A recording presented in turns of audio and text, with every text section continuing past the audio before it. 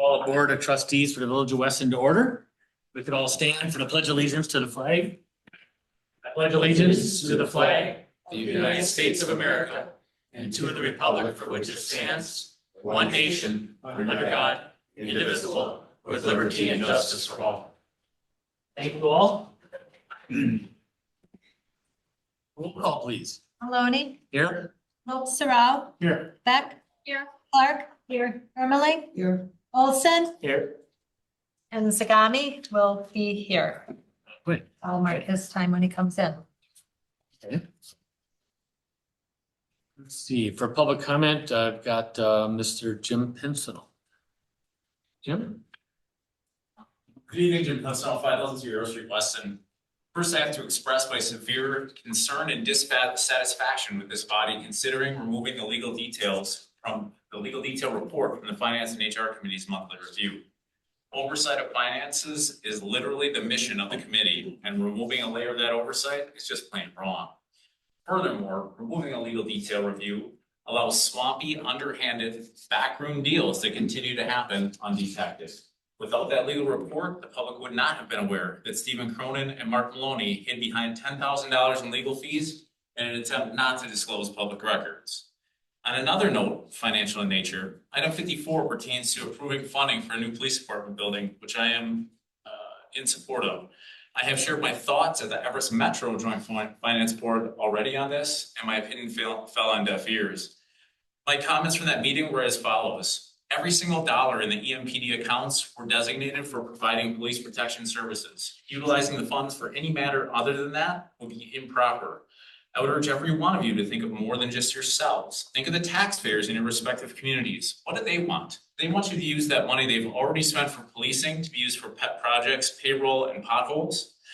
As there's a motion made to designate that any remaining funds from EMPD are utilized exclusively for the construction of the new police department building. Any other action taken will be a choice for double taxation and irresponsible spending. Remember, you are representing thousands of people with your sole vote. Do what's right, not what's easy. With that said, money will still need to be borrowed to build a new building, but the taxpayers have already paid hundreds of thousands of dollars specifically for police protective services. I'm just asking this board to amend the proposed motion for item 54 in the packet to include language which will ensure that every single dollar which came back from EMPD, specifically the $362,354.32 reference in Administrator Gabriel's report, is specifically earmarked to lessen the borrowing for a new police headquarters. Doing so is the only fiscally responsible option. There's no need to borrow the full amount of money. We have almost 10% sitting in the bank, which was intended for funding police operations. Finally, in regard to the 27 budget, this board needs to set goals. Two goals I think you should have. One, you will fully fund the fire department. Two, you will prioritize minimizing property taxes. Without those and other specific goals being identified, property taxes will continue to spiral out of control, and the unsustainable spending path you have us on will continue. Thank you. Okay, moving to minutes from previous meetings. Approval of number 4, approval of June 15th, 2026 Board of Trustees meeting. Move to approve it. Move to approve by Beck, Second. second by Clark. Anything on the question? Hearing none, all those in favor say aye. Aye. Opposed? So carried. If you all would want to do, I want to move two things up right now. I'd like to move number 43 up to right now, which is the discussion only presentation by the DC Everest Area School District Superintendent Casey Nye, Dr. and Dr. Kelly Strike. Is that okay? Thank you. And then I did have 54 moving up only because of Husheng said he didn't feel well with his congestive. So I think with him coming now, we can leave that where it is. So if the board will allow me, can we move 43 up to this point? Okay, so let's move 43 up to right now, and Dr. Casey Nye and Dr.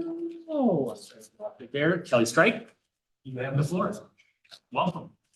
Thanks for having us. Appreciate it. Yes. So we had talked to Administrator Gabbard about just the possibility to share an update on our long-range facility planning with you.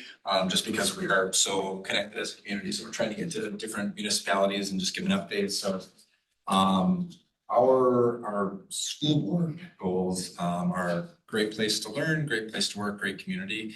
And every time I turn around, there's another opportunity where I see us connected in different ways. Right now, learning more about horseshoes than I ever thought I would know as a school person. But I think that, that building and the programming in it is really the result of our collaboration together as a community. So something for us to be proud of, and exciting. If you haven't stopped over there, kind of a fun opportunity to see that facility in action in a different way in the community. So are you driving? Mm-hmm. Okay, so I'm gonna kind of frame things up a little bit, and then I'm gonna turn it over to Dr. Strike, to Kelly, to really take you into the details. For me, I've never presented in this boardroom, but I've been in your other boardroom before, so I know a bunch of you, but not all of you. I've been here for just about 20 years, came as middle school principal for a decade, got 3 kids in the community, and so it's been our decision-making has really been around trying to do what's best for kids in the long run.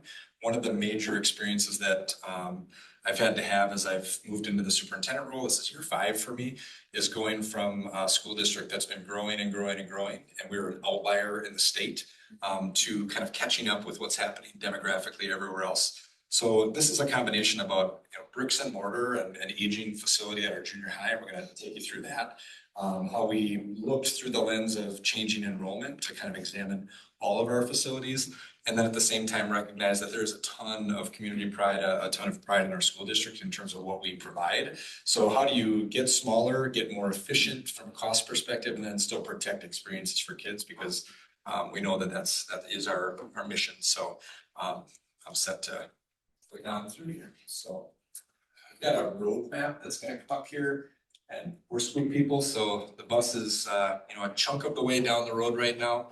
I'll let Kelly, who is going into her 3rd year here, she'll tell you a little bit about the starting point for this that has to do with a connection to her time joining our district. But we've been behind the scenes gathering a ton of data, and we're likely moving toward referendum in April 27th. So part of the charge from our board is to make sure that we're having those conversations where we need to, not only to continue to get feedback about how to make sure we're making good decisions, but also I think from a finance perspective, I think it's important that other entities in our community that tax know kind of where we're at and what things look like as we're gathering information. So we're kind of, that yellow portion is from January to April of this year. And then obviously there would be a continued design process beyond that. But I want to go to the next slide, Jamie, if you don't mind, and kind of take a step back in terms of why we landed looking at our facilities, because we have many amazing, beautiful facilities, top-notch spaces. Our junior high is the outlier in our facilities. It's 75 years old. It's starting to show its age. And we do a lot in that building. It's amazing for kids. However, when Kelly arrived, her welcome to DC Everest was our stormwater runoff and other piping underneath discovered was aging away. Turns out after World War II, you made things out of clay or galvanized, and that's got a limited lifespan. So you see pictures up there. The bottom 2 pictures on there are really a trench that if you are familiar with that building, the old Little Theater, that's the 2nd week of school. Popped a window open and dug a trench to get about 20 foot down. So we've done what we can to repair some of those things. But when we talk about long-range facility planning, as we started to cost out the needs of that building, and Kelly's going to take you into that, the reality is the combination of our changing enrollment caused us to look differently at a K-12 plan, in particular 6-12 plan. So not to lose the punchline, but we're really looking at the potential of decommissioning that building because we think we can absorb serving students our 8th grade from the junior high down at the middle school, turn that into a 6A building, which is a pretty typical arrangement. And then our 9th graders will go up to the high school, 9-12. So long and short of it, right sizing has become the name of the game for us as we change. We want to stay ahead of things. We want to keep dollars in front of serving kids. It's going to mean we've got to do some different things and put dollars into one-time capital investments in order to do that effectively and protect the experience for kids. We did partner with Findorf and Somerville on the facility study and educational space adequacy. And then we worked with UW Applied Population Lab to look at our long-range enrollment trends and do our best to look down the road. Short version on that, people don't have as many babies as they used to, and despite every effort to encourage that, that is the way of the world. So we're 2/3 of the districts in the state of Wisconsin are declining, and we're just kind of catching up to that reality today. So high level, that's what really brought us into this conversation. 2 years to 18 months of planning to get to where we're at right now. But I'm gonna let Kelly kind of share a little introduction, and then she'll dive into the details of where we're at today. Well, thank you for having us. I'm Kelly Strake, Assistant Superintendent of Operations. Many may think of me more as CFO, the money person, but certainly work closely with Jason Jablonski, our Director of Buildings and Grounds as well. So as Casey mentioned, we worked with Somerville and Findorf, and we asked them to think about options we haven't even thought about. So we had 9 different options that we considered in terms of how could we respond to this junior high option. And when we had a board workshop in February, we landed on 3. I'll give you kind of a high level of the 2 alternative and then the ultimate decision maker for us. We did consider build a brand new junior high. We actually have enough space we could do that on that existing property. But I think one of the reasons we didn't, as Casey mentioned, we're within revenue limits. We are having to make operational reductions the last 2 years.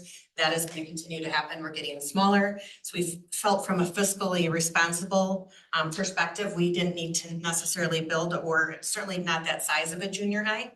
The other option was to fix up. And so that would be at least a $40 million investment, and you probably wouldn't see any changes. That would be all underneath the building, in a lot of the behind closed doors, on the roof, all of that.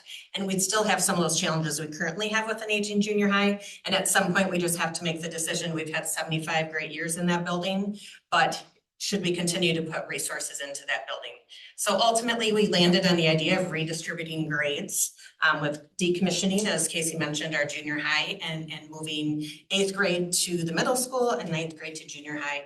And so I'm the numbers girl, and I'll say that option does provide operational efficiencies. Certainly something we were thinking about, but I think we were also thinking about kids and learning and opportunities, and felt that that was also a good opportunity as well.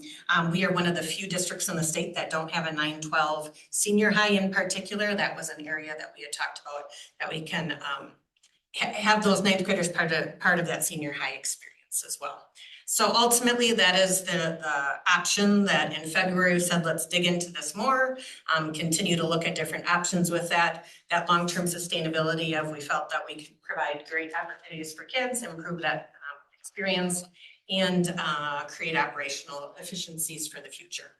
The other thing I will mention is, and if you want to click to the next one, actually, if you don't mind. So the overall price of that is 81 to 94 million. This breaks down where that would go within each perspective. So many of you are aware, I think if you're looking especially at a footprint of multiple buildings, that each site, there are operational costs to any site when it comes to utilities, snowplow, roofs and things like that. But also the additions that we would make with those buildings, our overall square footage would be reduced as well.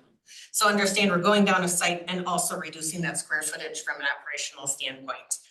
There are some site costs that also we can address through this, that I will kind of detail through each of those plans as well. Something that's shifted, I think that a lot of our schools were built for kids, all the kids to come in on the school bus. And I think over time, we're not alone, where more and more kids are coming to parent drop off. So we can address some of that site. Some of you, if any of you had kids in our schools, probably know some of the backup that we're having. So our goal is to address that, and that's where remote pay comes into place. So if you don't mind clicking to the next one, I'll first talk about junior high a little bit. You'll see that dark green space is showing some renovated space. You will see a good portion of the junior high. You'll see that it's the older portion primarily that would be decommissioned or taken down. We would keep the existing gym, stage, weight room, locker rooms that are there. In our 2018 referendum, we put put some dollars into that. We will continue that. I can tell you that we looked and analyzed our sports programs, performance programs. We still need a gym space, and it's more cost effective for us to maintain that space. That had some renovation versus building another one at middle school or senior high. In the back end, if those that kind of know the tech ed area, that would turn into a locker room space primarily for, actually we need more locker room space in spring than, but certainly in fall, for football. So we'd renovate that space, decommission the basement, that could become storage, and then remodel some of those classrooms in the middle for some wrestling, multi-purpose space, we would call it, wrestling, spring sports when there's bad weather, that kind of thing. You'll also see we have, if you've ever parked at Steam Stadium for a game, I think most of you would know there are concerns with safety. So we feel that we can address some safety concerns with a walkway and get additional parking as well at that space. So our plan is to keep Steam Stadium, but this building would no longer be used for daily instruction. If you don't mind clicking to the next one. So the middle school, you can see in the light green, if you're following Schofield Ave in the back on Callan there, you'll see that's where an addition would go on for the middle school.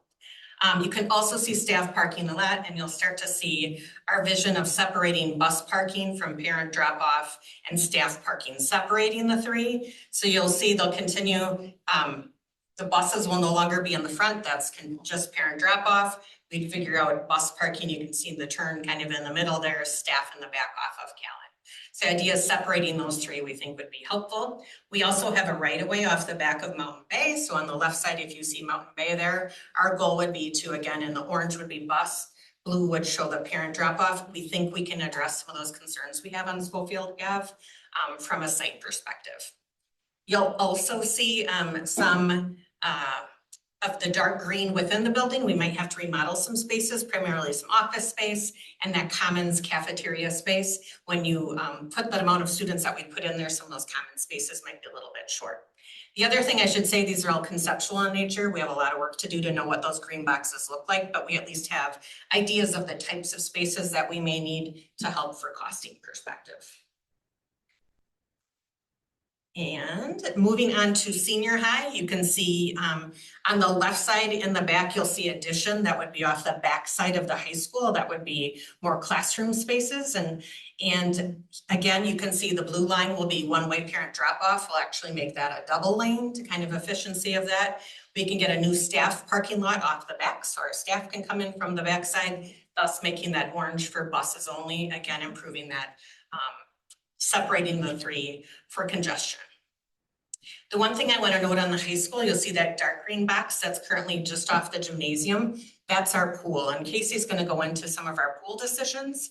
But I just want to highlight that's where our current pool is. That is over 50 years old, and that is in a place of needing some significant repair. So we are in a position where we're exploring both, do we repair the pool in that green space, or do we put a new pool on? And that's what that second edition you can see off the fitness center and ice arena off of GTCC. That would be the space if we were to do a pool or a new pool, that's where that would go within that space. The other thing I'll add is Jason has shared all these plans with Michael as well, where he's seen them, gotten some feedback as well. And we're certainly open to continue to have conversation because we recognize some of those changes will be certainly here within the village of Weston. So serving almost 6,000 students plus community, we're gonna have a pool. I think that's one maybe fence on this. I think the challenge we have right now is, do you continue to put, at this point, it's probably $2.5 to $3 million into the existing pool, and kind of like Kelly described at the junior high, at the end of it, you have the same exact product. It's not any bigger, it's not any renewed, and we're going to again have issues down the road. My worry is issue A1A is the junior high and serving students there. But the pool comes up as you start to study those spaces, and I worry that in the long run, we'll look back and wish that we had made a different investment about shifting that. So what I know from my experience here is that back in the day, we had far more community options in the pool, and today we don't. It's really a school pool. It's a competitive pool. We use it for instruction. We do water safety. We used to do swim lessons. We used to have open lap swim. So that conversation, if you're going to repair or reinvent, again, mission number one for me is to address the junior high needs. And I think we can have ongoing operational savings. We can protect student experiences, which I'll talk about in a couple of minutes. But I worry that this will be a thing that people will armchair quarterback in the future if we don't take a look at right now and trying to not continue to put dollars into an aging facility. So that led us, as we're having conversations with a number of different people about feedback on this process, to have conversations with administrators as well and municipalities that we didn't do a whole presentation, but here's the high level of what we're talking about. And there was additional energy there around pool because I know municipalities are looking at the costs of pools and how to be efficient there. So if we were to do a pool, which is an if on a lot of different levels, we would, if we're not just repairing, or if we are repairing, the reality is we're going to need to do more on the community side. We don't want to put money into that space without expanding use for community folks beyond the school side of it. If we built a new pool from an operational perspective, having it next to GTCC, we've got a track record of running that kind of a space. We can create efficiencies from a programming perspective and staffing. So we've opened up conversations with other partners about what that might look like. If we built a new, we would also seek outside of tax community support. We look for donors, which again, we've been fortunate to have people that have stepped up. We really want to limit again, Fund 10, our operational dollars for kids, teaching, learning. We want to protect that. This would be something that we should talk about as a community, about expanding opportunities. And so we're exploring a number of different ways that pool could look, from essentially the one that we had over and available to community to other potential uses. I think we see in GTCC a growing senior population that's just doing laps in there, walking around the track. Aquatics is really the one thing we don't have under that roof and available. So it makes sense to at least give strong consideration to have conversations with folks that have, from a philanthropic perspective, supported that and at least explore that. But this one's definitely in the explore territory. And we know that we're going to continue to have conversations about that going forward. So you can click to the next one, Jamie, if you don't mind. Thanks. So you have in front of you a two-sided document. On one side, it's got some arrows that look like what's up there. And one of the things that as we talked to our leadership team, we're looking at a pit in the ground at the junior high and the potential of our FTE getting smaller because our student population is getting smaller, talking about decommissioning a building. It felt like this really grim scenario. But we are so proud of the programming that we have. We've really shifted into recognizing that as we get smaller, we have every year amazing courses that we don't end up offering because we don't have enough enrollment with our current enrollment. So the way the trends are going in enrollment, they're climbing up from kindergarten first. It's going to kind of march up through our elementaries. And in the not too distant future, it's going to hit our secondary buildings. So this is our chance really from, what do we want our graduate experience to look like? What work-based pathways do we want to really renew and refresh that? So our conversation with our leadership team has been the year ahead of us is really the opportunity to really talk about what does learning look like? How do we protect what's most important, get more efficient, bring in some renewed opportunities that make sense. So we're going to continue to have opportunities to get feedback, including from external, from business community, from higher ed. We've been having those conversations, and in October we'll do that. We also have our students have been involved in this process. Our staff obviously have a strong vested interest in our programming being best. But this is really our year to get that nailed down. If we anticipate a referendum in April, then we go into design, build, and that's really what brings us out to year 4. So. But we will be getting smaller. Our staff will be decreasing, and we're very open as a staff about that. And we're trying to really use opportunities when people retire, when they resign, to really thoughtfully replace. But the reality is that is where we're going to control costs on one side. The other way is to get a consolidation of scale at 2 buildings instead of 3 to really protect programming and experiences. So on the back side of the same document, and Jamie, it's okay if you want to flip. Really, I've hit on these things. Backside are key dates that we see on the horizon. You have been our closest municipal partner forever, so you are our first stop. So I appreciate the chance for us to be here, but we're getting out in front of other folks. Obviously, a lot of this is, most of it is extraneous for you, but we're just trying to be as transparent as possible about kind of where we're at with the work. But community-wide survey we anticipate will be late September, early October. Another opportunity for people to weigh in and give us feedback. And that is the path ahead of us. So these are additional opportunities. We have started a podcast, which is a new thing for us. I feel like we have a future in radio. We have no one listening to us, but it's like a little kid with a, back in the 80s recording yourself. We have fun with it, but we do have a 3-part series specific to this, just in an effort to kind of lay out our budget planning, our staffing plan, and what led us to this on the facility side. So Kelly, Dr. Lundell, our superintendent for learning, and I talked through that, but lots of opportunities for feedback ahead. That's what we wanted to put in front of you, and we wanted to leave room for questions that you might have, clarifications, and open to that at this time. Questions? Barb? I guess I followed the whole presentation, except I guess I'm still not quite sure if you put students in, the middle school and the high school and decommission the junior high, but it sounds like you're gonna keep the building. So no teaching, no instruction in that building.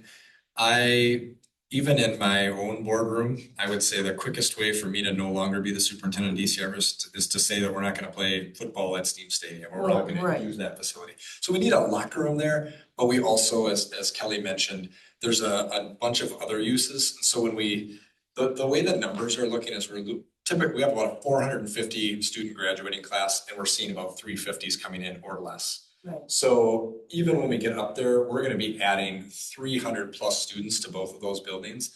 And so that's where the square footage addition, even though our overall square footage goes down and we take one full building off site, we're still gonna add 300 plus kids to those buildings. So we're gonna have to do some level of construction for sure. We're trying to avoid gym space in particular because we have renovated that space. So that end of the building is actually the newest. And so we're basically keeping that far end, the upper side of it, and then potentially storage downstairs. So that would remain, but not for teaching and learning. So it creates a lot of efficiency from a staffing perspective. Okay, well, I guess because you're still gonna have operational costs on that building. That's what I'm kind of getting at. It isn't like you're selling it and it's no longer, and you're building a place for the football team and whatever, Steam Stadium. But, okay, so you're gonna still have maintenance costs. And is there concern with the fact that you said it's 70 years old or whatever? That there is issues that you're gonna, even if you're not using it for teaching. So the oldest portion of the building will be gone, so a lot of the issues. Okay, that's what I was trying to That's get what I at. got. And some of the work we did in 2018 to address, we'll be able to utilize. Okay, you're within tearing that old section down and leave, okay, because I was going, well, wait a minute, if you've got issues and you keep it, you still got issues. Yeah, and you can kind of see on there, but a good chunk of the building would be gone. Okay, okay, that was, I was, like I said, I was following it, but I got lost. Hushain? And No, maybe go ahead. one other thing to Sterling's point, for us, operational costs, for sure, wireless and heat and custodial, all that kind of stuff. But the staffing piece for our budget, we're about 2/3 people, and a lot of that is instructional people. So taking that out really allows us to fewer principals, fewer school nutrition, fewer nurses, fewer teachers. So the reality is it's the major recovering of cost is more on that efficiency. And at the same time, it's for sure not putting more money into the oldest parts of that building. Okay, well, Yeah. that was my concern. It's a huge win. Sorry. I started hearing about this, from some people, and I just think it's a huge win. I think it's well thought out. I think the design is excellent. Moving the 2 classes to 2 different facilities. The operational savings is gonna be unbelievable in my mind. And then that newer section down there by the stadium. When you asked about the parking, if you're lucky to get in that parking, because you're very fortunate if you get to park there and not somewhere else 3 blocks away. But I think it's a great idea. Great. Anyone else? Lisa? I always have questions. 2018, you went to referendum, right? And how much was that referendum? Just under 60 million. Okay, and then you're looking to go to a referendum in April. How much are you gonna be asking for the public? So this plan would be somewhere between 81 and 94 plus whatever the pool decision goes. That could be more if we go forward with the pool, it could be more. The other thing I'll add, and I figured this would come up, so at school districts, we do 20-year loans, so our 2018 referendum was a 20-year loan. We've been defeasing or prepaying debt at a pretty significant rate. So it will be paid off long before that, and in fact, the timing of this, we're being intentional, there might be a little bit left of the old debt when we bring new debt on, but we're structuring it as such, the timing that there'll be, we think, minimal impact to taxpayers. If we go the pool route, that could have a little bit of a cost, but we can be pretty steady with our, with how much we are levying based on the debt falling off of new debt. So. Agree to disagree, but, what are the years of the buildings? Junior high, middle school, Mountain Bay, and senior high? What years were those built? Multiple iterations on all of them except for the middle school. Middle school is about 25 years. And senior high, 71. There we go. And then again, multiple additions over the course of the years. And then you said junior high. Mountain Bay and junior high. You said junior high is 71 years old? 75. 75? It's 1952 was they were. 52, okay, and Mountain Bay. Mountain Bay came on after the middle school, about so 20-ish years. About 20 years.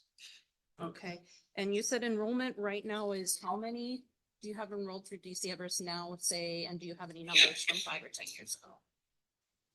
6,000 currently, right? South of 6,000, but yeah, we're 50. This year in Canapti is 5,730. These 5730, and you said 5 years ago? Mhm.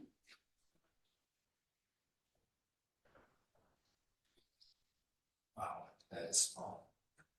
5,900. So we grew for 20 years and then plateaued for about 8, maybe less than 8. And then we've started to see that decline for the last 5 or so. And it looks to be the reality for the foreseeable future. The folks that study that data, they'll give you at best a 5-year confidence level. So as far out as we can see, it looks like we're going to continue to get smaller. And last question. You said that there's a 3-part series podcast that the public can listen to. Does the public, will they be able to see all of this information? Where can they obtain it? Yeah, great question. All of this, we have a facility study website, and on that last slide, there's a link or a QR to that, but we've put more information than anybody could possibly want up from the earliest days, all out there. The podcast is more a candid, just trying to make it real for people and talk through. And if you don't mind, I go back to your question about 2018 referendum. I think one thing that we've heard from people is, like I think we'll hear about the pool if we choose not to do something with the pool in the future. Well, what did you do in 2018 at the junior high? Because now you're talking about, that building not being online. I get that question. Yeah. I kind of thought I was ready for it. So the reality is most of what we did there was HVAC, was trying to have fresh air moving, cool the building. And so I think Officer Shrimp was living in the building during that era and understood what it felt like back in the day. But mostly it was HVAC, a little bit of aesthetics, but that building really, its time has arrived. So. Okay, thank you. Just have one quick question, and this more of a curiosity, but might also be way too early. How are you planning to reduce the staff? Right? Do you have a plan in place kind of already where you're going to not fill spots through attrition, just so that, obviously we don't have a big influx of people that just kind of lose their job in a couple of years? Yeah, our board definitely has not wanted to be a place where we're going to pink slip people or have people think that we're not an employer to be with. So I think, great place to learn, great place to work, great community. On the work side, we've really started early communication with people, junior high staff especially. There are people that have spent their entire careers in that building. They're proud, we're proud of what they do. So we've tried to be straightforward that this is coming at some point in some way. And so we've asked people to kind of express early if they have interest potentially in a different space, just to give us as much information as possible. But attrition will be our lead strategy. We are not looking to lay people off. We're hopeful that at the rate we currently lose people year over year, just kind of natural attrition, that we'll be able to not have to have any kind of a layoff process. The intent isn't to do that. It'll just take a phasing in. So And I think that's stressful for staff, but we're definitely not looking to have a major disruption to the workforce. The fact that we're getting a building out of the way to do the work with kids is the big objective. Awesome, thank you.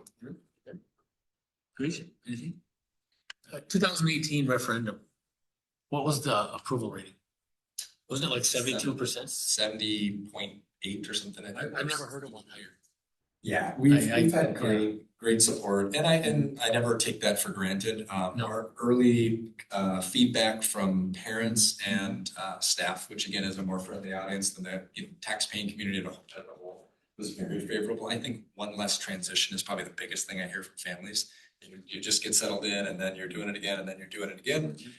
So I think that's a big part of the equation. It's very common to have 4, and we're 5, right? Yeah, so my kids all went through it. I was just, 5 was quite a bit. Or no, Katrina's turn?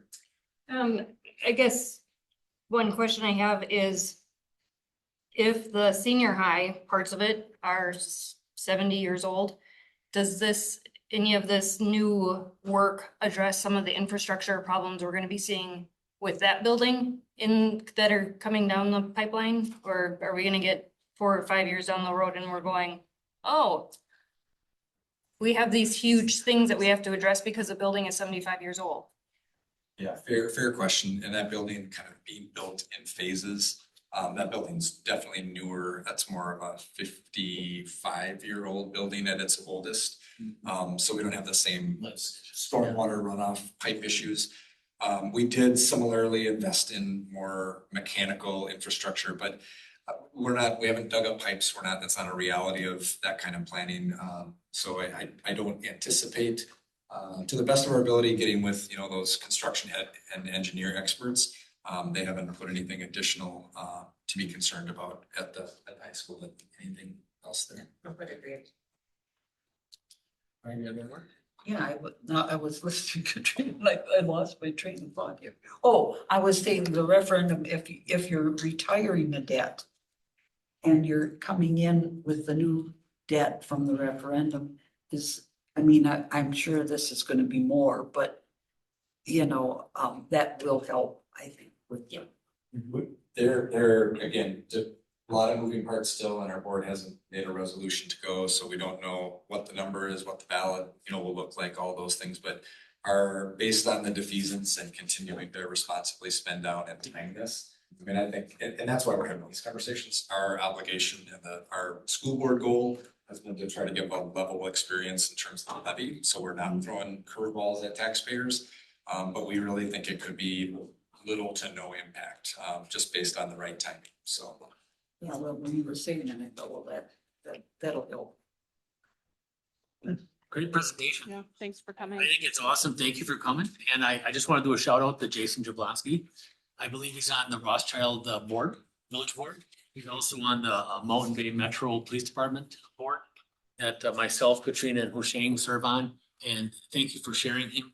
I know he can't always make the meetings, but he is a huge help for what we're doing there too. So thank you very much. First, Kelly, and great package. Yeah, good. It's super. Thank you very much.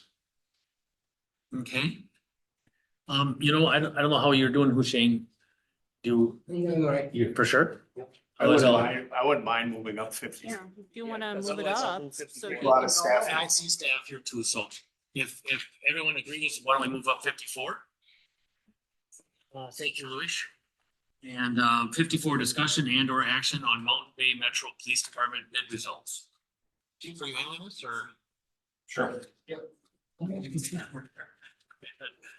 I was looking over there and then I moved over to you. Let's go ahead. So the process has gone through here with the oversight board. It went out for bid. We had a really good favorable result on the bid. There was 5 different alternatives. We threw 3 of the 5 out, kept the most important ones. I gave everybody the rendition of the building and the floor plan, so everybody could see what we're looking at here on the building.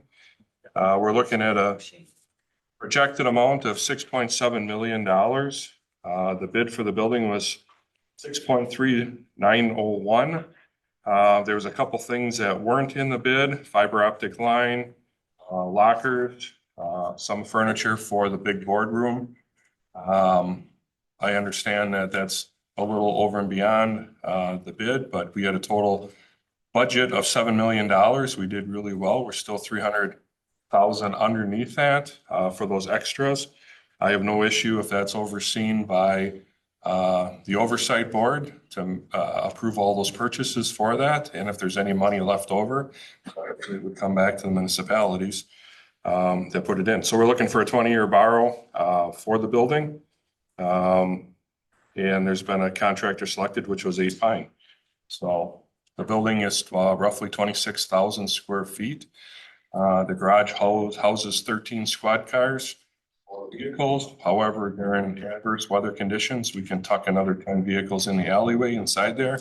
So we took away some of the garage space and kept the inner workings of the building because we wanted to save money on the building. So the goal was not to come in over 7 million and have the whole project get completed for under 7 million. And we did a great job getting to that point. So if there's questions for me. A little bit more on that. Originally we were at a 10, even a little bit over $10 million. And I think the board, my feelings too, is we just said, we can do this for 7. And we went back and pushed back at 7 and pushed it back to the architects and some of the planning. And I'll be honest, I was surprised. I thought it'd be over 7. And I was very, very thrilled that it came in where it did come in. But the process right now is the board for Mountain Bay Metro approved the selection of the contractor. And to move forward, now it goes to both municipalities, Rothschilds and Weston's. Rothschild will be meeting next week. And with approvals on this point, 8 Pine could start building, could hit the ground in September, I believe. Correct. Yep. There was a few that couldn't start till next year, but 8 Pine feels pretty confident that they can hit the ground this year. So questions from the board? Butch? No? Right? No, I was at that meeting. I actually got a lot of questions answered. I know you came in a budget. It was a lot of work on this. How much have we spent on this project so far? Roughly, yep. So the land that we purchased was roughly $384,000 at 7.5 acres. Then there was the design portion, and we're somewhere about 390,000, 395,000. I'm giving you numbers off the top of my head. I don't have them. Sure. Yep. So that's already been paid for out of the police department budget. And because it went out for bid through HTG, we have some cost already with them to get the package going and get the bid out there. And that was somewhere around $35,000. However, there's a contract on there somewhere around 192, I think, total to get this project. They would oversee the project all the way to the end to move in and make sure everything is done. They would drive here and come on a weekly or monthly basis and meet with the contractors to make sure everything's done by spec. So that's a total to the end, but we don't have to pay for it all up front. And I think you and I have talked, the police department's reusing everything they can. They've taken it out. They're gonna reuse what they're able to do. So that's less cost to the taxpayer, correct? All the desks, all the file cabinets, and as much as we can take from the building. Rothschild's okay with that, and we reuse some of the stuff already from the old building over here in Weston. We have some stuff in storage, and the goal is not to buy all brand new stuff. It's to use what we currently have and replace it through time if we need it. You already went down on size from the original plans, is that right, or no? You know, like from what you had mentioned originally, you decreased, cut, changed to try to keep it within budget. Right? Good, and one of the other things to remember on this, the municipal court is in this building as well. So we took on some responsibility for that municipal court to get them into this building, and there'll have to be a discussion after we get into the building or at that point, who's going to oversee the municipal court, and there's discussion on that. Thank you. No? Barb?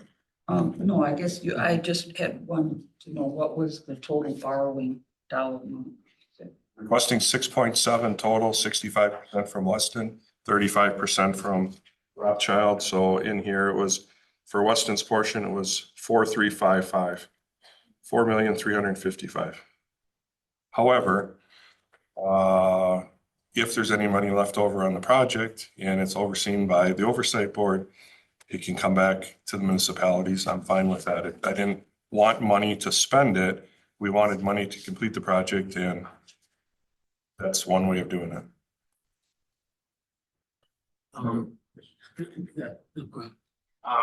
So you're using everything that you can. Do you have any sort of idea, like anticipating costs of buying the things that you don't have? So I tried to break it down here a little bit. One is we got that fiber optic line hookup. That's going to be a big cost. That's probably going to be over $100,000 to get that line. The pedestal for it is on the south side of State Highway 29 at Birch Street. That's a city county data line. That's the one that runs all the way out to the landfill. Lockers were not in here. I have a meeting tomorrow to try to cut that cost down a little bit on that. Furniture for the boardroom. Again, that's a double up space with the municipal court for court proceedings. We don't have tables and stuff in there, so I just wanted to have some money in there. Phone system was another thing, security system with the cameras, and AV system. So AV system was bid number or alternate 4 and alternate 5. We nixed it right out of there because we thought we could do a lot cheaper than what they had in the bid process. So we took out the alternate 3, 4, and 5, which were upgrades to shades, one of the AV options and another bigger AV option. And we nixed those out of there, or as the board did through discussion. So. Do you have any idea, like, I'm not holding you to this number at all because I know it's kind of impossible, but any idea ballpark what all that would cost, what that need might be? Phone system is going to be somewhere under $50,000 for everything. I think I can do better on that. So between 3.5 and the 7 million, my goal is to try to return a quarter of that. So obviously everything will go for bid, and we'll try to get it bid as low as we can. And I didn't know about this number into the packet, but the $355,264, that's the Weston's from EMPD. Would that somehow get you in the ballpark for most of that? That would get you to the 6.7 million. Okay, correct. So I just gotta clarify, because now I was, that the phones, I mean, the internet and all that, is that under that 6.7 or is that in Yes. addition to? No, Yes. Okay, All under. that's what I understood. Yeah. that would be first, but between. now when we were talking, Yeah, all of a sudden. That would be it went- between the 6.3, which is a hard bid from the contractor. And between 6.3 and 6.7 is where we have some room for flexibility to get everything done, try to save some money in that area. Okay, because that's Okay, what I well- thought originally, and then when we were talking, I'm going, wait a minute, is that in addition to? A long time ago, we were sitting in this room and I had a discussion and I said, if I could do this building for $6 million, I'd be very, very happy. We got pretty close to that $6 million. So the difference between the 6.3 and the 6.7 for the extra stuff, I will be very frugal on what we put in there so that it stays under or there's money to be returned. So. But the other thing is we didn't have a contingency on this at all. There's no 5% or 10%. Some of that money might be used if all of a sudden they run into rock in an area or they have something else that comes up in there. So hopefully it never doesn't come up, but we'd use some of that for that as well. No, the only thing is to speak to Jim's point, I had that on my notes too. Do we talk about that money from the dissolution of the EMPD now, or do we, and where that's gonna go, or do we talk about That that could later be, on? it could be a separate discussion later. Okay, I believe there's some things with that. I think Tim's got a great point. I tend to agree. But if we brought that money forward, it would go against Weston's portion. Right. And initially, we were considering all 3 communities putting it all towards the new police department.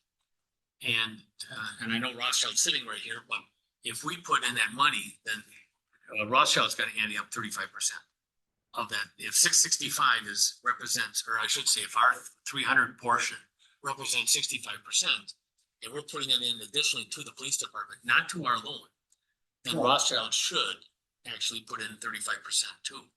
Now, if we put it and use it against our loan, that's a whole different story. That's Weston, and that's taking down Weston's with the full amount, not putting it in. So initially, when we brought stuff from EMPD into the Mountain Bay Metro, Rothschild, of course, brought theirs in also, so it was a blend.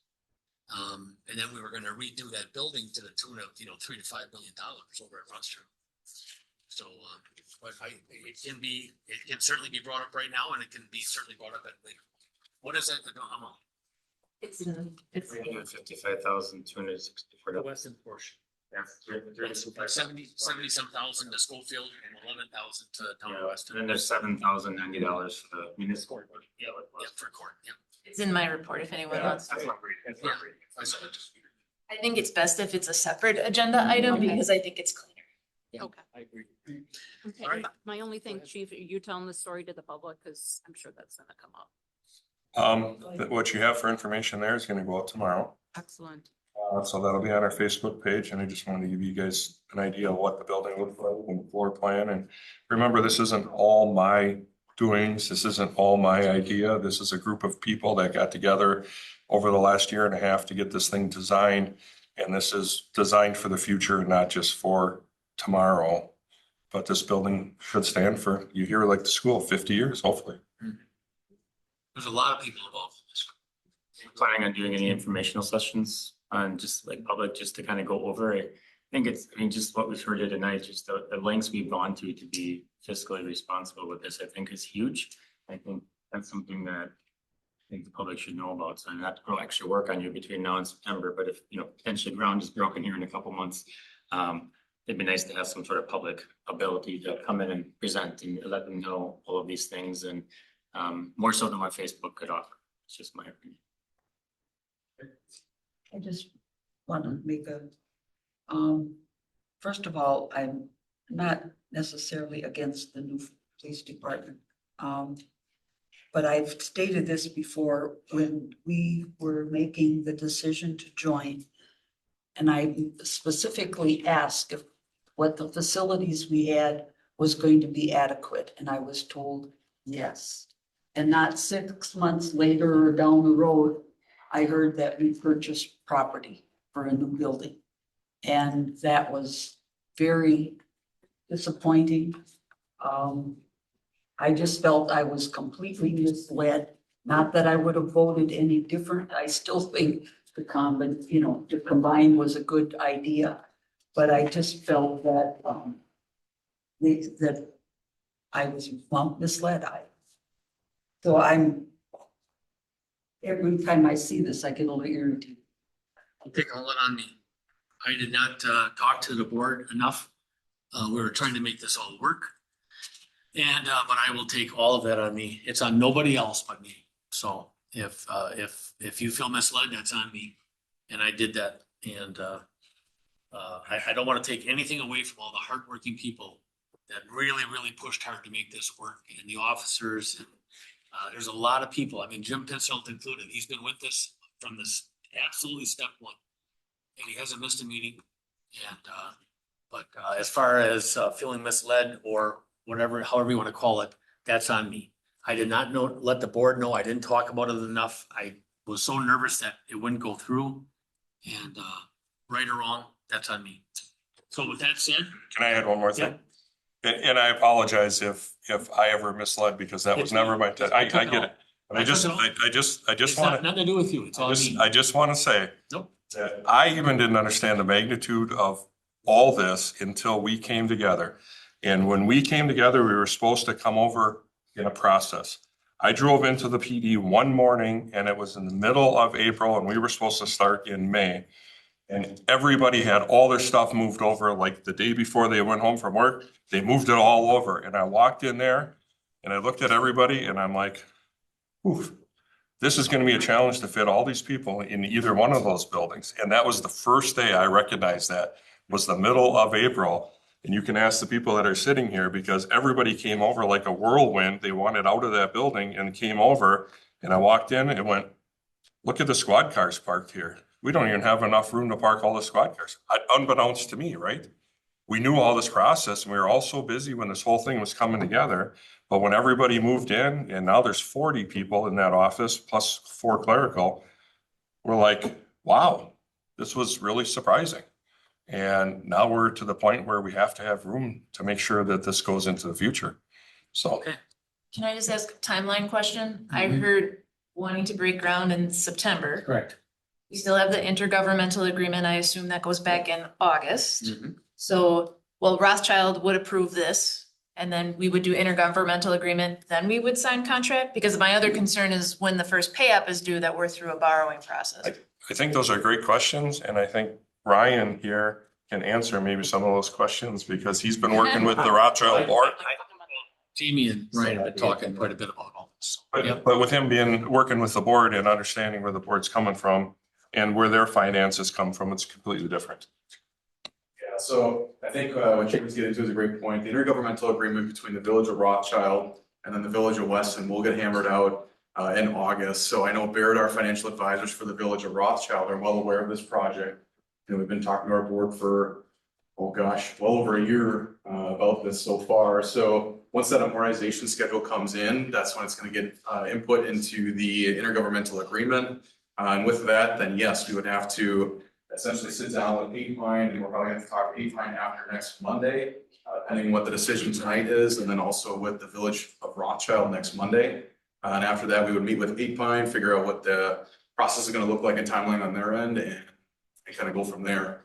This is kind of a new thing for all of us and working through this, but for the Village of Rothschild side, the intergovernmental agreement is pivotal. Our financial advisor is requiring it. So I think it's a good thing. I realize that we're working together probably now more than ever, which is wonderful. And when I say we, I say the Village of Rothschild, Village of Weston, and the surrounding community. I think that's a huge step forward to obviously all of you guys in this room and the members of the Village of Rothschild and others. This is good stuff. And I'm very proud to be a part of it. And that being said, I think again, you know, as we get through this intergovernmental agreement and kind of work through the nuances, you know, we got to take that handshake agreement and actually put it on the paper. And so with that, that process is really going to unfold in the next, I'm going to say 4 or 5 weeks roughly, after, again, this board meeting tonight and the board meeting for the Village of Rothschild, which will be next month. Thank you. Sorry, we're not signing the agreement with 8Pine until we both have the intergovernmental agreement signed. I just want to be, Yeah, I can't sign anything until it goes to oversight. Yeah. And everything has to be done and brought to oversight before I can sign anything. so we're at least. I did have 30 a days out. conversation with 8Pine and I explained to them, we're waiting on finances for both municipalities. They should be done in the next couple of weeks. They were good. I don't think they wanted to start till the end of September. End of September. Yeah, so They're also comfortable with that timeline too. They're not. the guy's name is Bert. That's the owner of 8Pine. And he seems really, really understanding on everything. Just the last thing is that the public needs to be reminded their police department is repaying back this loan. Yes. We're borrowing it on their half and they're repaying all of it. It's correct. All right. Discussion action. I move to award the Mountain Bay Metropolitan Police Department building project contract to 8Pine Inc. for the total project base bid alternative 1 and alternative 2 and the additional item phone system, AV, security, fiber optic line, furniture, and lockers for the amount of $6,700,000. Motion by Hushain Zagami, Second. second by Brent Olson. Any more on the discussion? Just to, I guess, also say kind of what Barb said is, I am disappointed in the process that we used to get to this point. I think we could have done a lot more homework to show the need, and explain that need, to the people who haven't walked through the beer warehouse and seen, what the police department had been working out of beforehand. But the funding was already approved. We're to the point of approving a bid. And it doesn't change the fact that we need to find a home for our police department. If you look at new police department building projects across our state that have been approved over the last few years, you do not see a new police department being built for this price. It's upwards in the teens of millions. So I was very pleased to see this project come in under what we thought it was going to cost. And I hope it meets the needs of them for a long term. And if we were funding the rehab of the beer warehouse to be the long-term future of our police department, it would have cost us millions of dollars. We don't know what that number is because that probably should have been figured out through some sort of a study. But it still would have cost millions of dollars because we do know there was plans for rehab. And that cost would have probably been 100% on the village because it's our building versus this building, which is shared between two municipalities. I think it's extremely important we continue to find efficiencies through shared services. And this is a step in the long-term future of that. So while I'm disappointed in the way we got here, and I hope that we take lessons from that and improve upon that as we continue as a board, I think it's for the best interest of our police department and for our village. Thank you, that's nice. All right, we have a motion and a second. Any more in the discussion? I'll call for a roll call vote, please. Maloney, Yes. Loftus Row, Yes. Beck, Yes. Clark, Yes. Ermeling, Yes. Olson, Yes. Sagami. Yes. Thank you. So approved.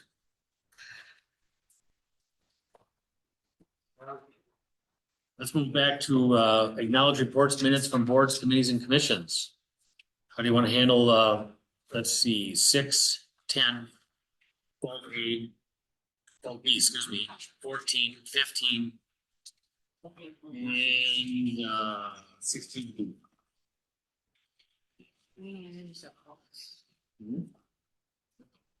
We're gonna have the chairs of each of those committees, Mark, like we've been doing, report out briefly. If the chairs would like to. Want to get this on the floor first and then go? Okay. Looking for acknowledgement. Motion to acknowledge. Motion to acknowledge by Olson, second by Ermeling. Now on, if chairs want to have an announcement on their committees or commissions, go ahead. Or otherwise, any more discussion? I know Clicks did not meet. There was only like one item on the agenda and it just doesn't, it's not fiscally responsible to have the board meet for one item. No, Okay. so that will be tabled. And I am on, let's see, Safer. We talked about staffing, which will come up later. Rennis, we had a short discussion, I think last month or this month about staff when they are not out on an active fire call. To start IVs at Rennis, kind of to save off some transportation that would not be needed. I think that's all I have. Okay. Finance and Human Resources ended just before this. A lot of you saw the end of it. Majority of our stuff came talking about the Cintas agreement, which will be before the board later tonight. And then our annual exit interview report. One of the things I want to point out is we had a 7.5% turnover in the village, which is a fantastic number as it relates to sort of public entities. So then to kind of celebrate there. And then we had a lot of discussion about ways that as elected officials, we can do what we can to make sure our staff know that they are appreciated and that the work they do is valuable. And so we had a lot of discussion about that, and that will be coming back to our committee next meeting in August. Thank you. Any more? Well, yeah, I just, although the tourism is not highlighted, they had the opening ceremonies for the horseshoe thing on Saturday, and I went. And there were people from Africa and Canada, plus all over. Germany. I don't know, we didn't sing the national anthem. How many? For Germany. I heard there was 4 national anthems. Three national Three? Three, yeah. That's pretty cool. Yes, and Tim, when he threw the opening ceremony horseshoe and he ringed it. No way. Yes. He practiced real hard to move. Yeah. Wow. I told him they That's could turn fantastic. off the magnet. That's fantastic, yeah. That's fantastic. Okay, any more? Just a couple things. Yeah, go ahead. Thank you, Ryan. We have 10 miles of asbestos pipe in the ground in the village. There's a grant out there, Michael's gonna work on that. But we have to break the project in 3 miles or 2 miles a year to get them done. That's one thing, and the other thing is lighting around the village. Some area is so dark, people get in accident because of deer coming out of river. So I think we should do something about that. And Schofield Avenue, that I think lighting should continue all the way to Camp Phillips. That's it. From Birch Street Oh, okay, to past Camp Phillips, probably a couple of feet or so. Yeah, I would agree. Okay. I'm sorry, Luis? That's fine. From the planning side, we approved, the final plat for the Bolt Junior subdivision, which is gonna be, coming up. Just discuss some open construction projects. I just wanted to tag on to Husheng about Public Works. We also had a pretty good conversation about, the long-term future of the bridge over the Eau Claire River on Ross Avenue and, a growing need for that bridge to be, repaired. And we also discussed the streetlight implementation policy and how we decide where we put streetlights across the village and do we do it kind of as a blanket policy or do we choose? We're gonna discuss that a little bit more. And the Alderson Jelinek intersection is on pace and should be done in early August, so. The river replacement.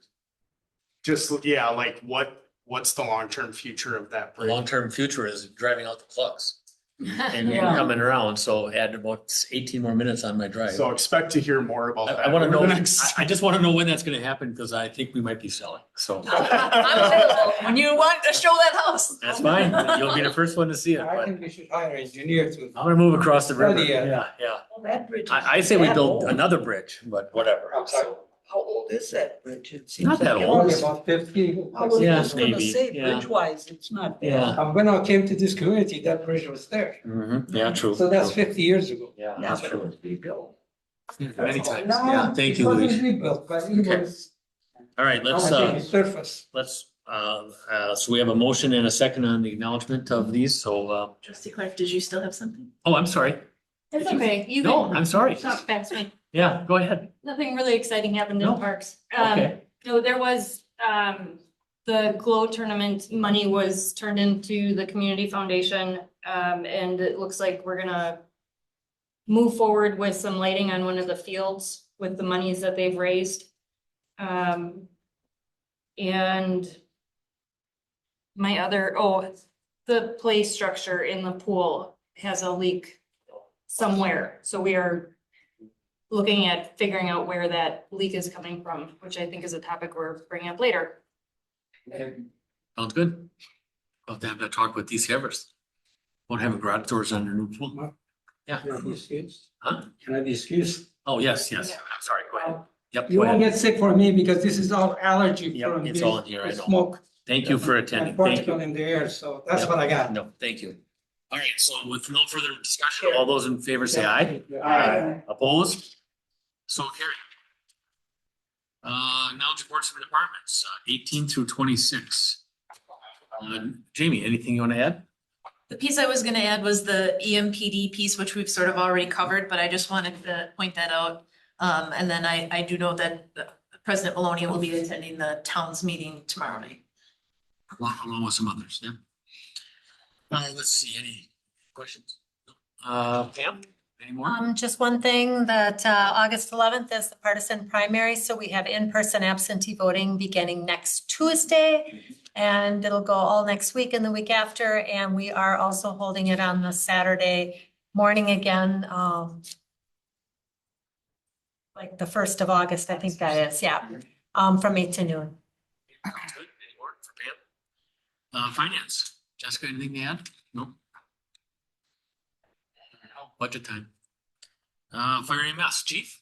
I have a report. The only thing I have to add is I will be at the town of Weston tomorrow night also. So the board is aware they are discussing removing their fire contract from Safer and going with a different department. So we'll be discussing that. Sounds good. Thank you. Anything for chief? Mark and Rick? So just, we have two more concerts left at Montmiller, tomorrow night and then next Tuesday, and that'll be the end of the series for the year. We do have, still have a concert off the square in August. We did receive a cost estimate for the lights on the north field at Kennedy Park. And I believe that, the Friends group probably will be talking about it too, I mean, the money that's at Community Foundation right now after that, so. But just a couple things that are additional that are going on. We were closed a few days due to the smoke. We closed early last Wednesday, we were closed Thursday. We were also closed on Sunday due to the AQI levels that were out there, so. We did reach out to some other communities. Aquatic administrators throughout the state were closing pools. Noah's Ark was closed, Kalahari was closed. So they were kind of networking it and then coming up, if this is something that we've been seeing now for multiple years, we've been getting the smoke from the wildfires. And pretty much all the states out west have these policies in place for closing already. So we did reach out to Fort Collins, Colorado, and see what level they close at, and they're actually lower than what we are anticipating doing. So that may be something we'll be looking at in the future. So we close because of the air quality. And then you're gonna look at comparing out west and maybe getting some standards set up. So we have a Yeah, so because more of an objective. multiple communities do different things based on the levels, and I've been watching them like crazy for 6 days straight, and it's driving me nuts because there's 3 different sites I've been using and all the results are different. So just to get a consistency, but we have been going off the DNR one now because of the one that's issued the advisory for the state. Right. Instead of the other ones, so. Thank you. Plan development. I just want to note that it looks like we may be needing to change the steering committee meeting that was scheduled for August 3rd. Mark sent a message to Jamie and I. He's having really good response from our intergovernmental partners, but struggling with getting responses back from the landowners, like some of our bigger landowners and other members of the community that we sent. You know, I had asked you guys for people to contact for the comp plan, and he's still working through that. So he's not going to have it ready in 2 weeks because he still has quite a few that he wants to talk to. Is it on a new date? Sorry. Yes. No, Is that 6 o'clock meeting? It was supposed to be August 3rd, so we're gonna. August 3rd at 6. But if you move that, you'll move it. You'll tell It'll us. be probably in September. September. Okay. Yeah, so Are they just not getting back with them or they're not interested? so he initially contacted him via email and then is following up with phone. So some of them, he does have some meetings scheduled, like phone conversations with them, but yeah, he's just struggling to get some feedback. Okay, anything? Refuge, second, did you want to add anything? Good job on that grant. Yep, good job. Okay, please. A couple of reports in the packet here. One is our monthly report. We had 2,175 calls for the month. On the monthly report, we're currently working on our Halloween party, which was huge last year, and that is October 9th. And we also have a K9 raffle that's starting here coming up, and the drawing on that is September 12th. Last year we had it at Clucks, and we'll be having it at Clucks again. In addition to that, I have my yearly report in here. Kind of interesting reading. There's a lot of pictures in there and a lot of different things going on in the department. And calls for service last year was 25,504. So that was a first true year of what our statistics were. So if there's any questions? It's a great report. And I like pictures. It really was, it was good. A lot of people supporting, you know, the dog program and the canine stuff. Fantastic. Good stuff. Any questions, Chief? Let's see, Public Works, Michael. I guess, yeah, the roundabout, the curb and gutter was poured last week. Sidewalk work should start proceeding this week. Also, there's a couple, utility poles that are in the way that'll be removed this week. Some of the telecom, had contracts that said they couldn't cut out service during the World Cup. So the World Cup finale was yesterday. If you're a Spain fan, yay, Spain, but, so now, this week, those poles will be, removed. They're just waiting for the World Cup to finish so that, they weren't breaking the contracts with the telecoms. I think Charter and TDS were both, had those restrictions on anybody for planned outages. And then we did have our engineering tech start last week, 2 weeks ago. But now he is currently out on paternity leave, but should be back in about 2 weeks. So if the Concord project is approved, he'd be our full-time person out on that project. So we wouldn't be bringing in a outside consultant for oversight on that project. Savings, yep. And then we do have a utility operator who turned in his 2-week resignation last week, so we have an open position advertised for that. I know we touch on, you know, that it's one person. We have 5 people that do that job. And this is the 3rd year in a row that we've got somebody right around the 1 year mark. So this individual's been with us for about 2 now. But the one that we hired last year to fill the vacancy is now at about the 1 year mark. So we kind of keep repeating, unfortunately, this cycle in this position. So it does impact our on-call abilities. It does have other issues with having certified operators. So I think sometimes the data can say a number, but in reality, how it impacts our operations, it's additional training, it's additional time to get that person up to speed, and it takes efforts away from our other staff as sometimes it takes 2 people to do the job of 1 as we're teaching somebody how to do it. Then as soon as we seem to get somebody up to speed, they're looking elsewhere too. So I just want to comment on that because I know that it was talked about that that's a win, that we have a low turnover rate, but sometimes when we have that turnover in a certain spot, it does create other bottlenecks. 2 super quick ones. Roundabout, just recap me, how do we decide if there's a roundabout at a certain area? Is it a speed study we do, or is it a safety issue? What makes that determination? It's the level of service at the intersection. So generally during peak demand times. So when there's an intersection such as Alderson and Jelnik, you know, whether that's school stop time, or Mount Olive has a large event, it's the queuing lengths that get observed. So a traffic study is done. It's run during those active times to see where that's at. Intersections get rated on a level of service A through F, where a level of service A means you pull up, you can make your turn movement and you go. There's pretty much no delay. Level of service C is generally what you would consider to be adequate, where you maybe are experiencing less than 30 seconds. It's not a free movement, but it's under 30 seconds. You can still get through. Once you start getting above that and you start adding a queue length, it adds to that kind of perceived nature of driver frustration, and it's not functioning as it should. So What was the rating on that one?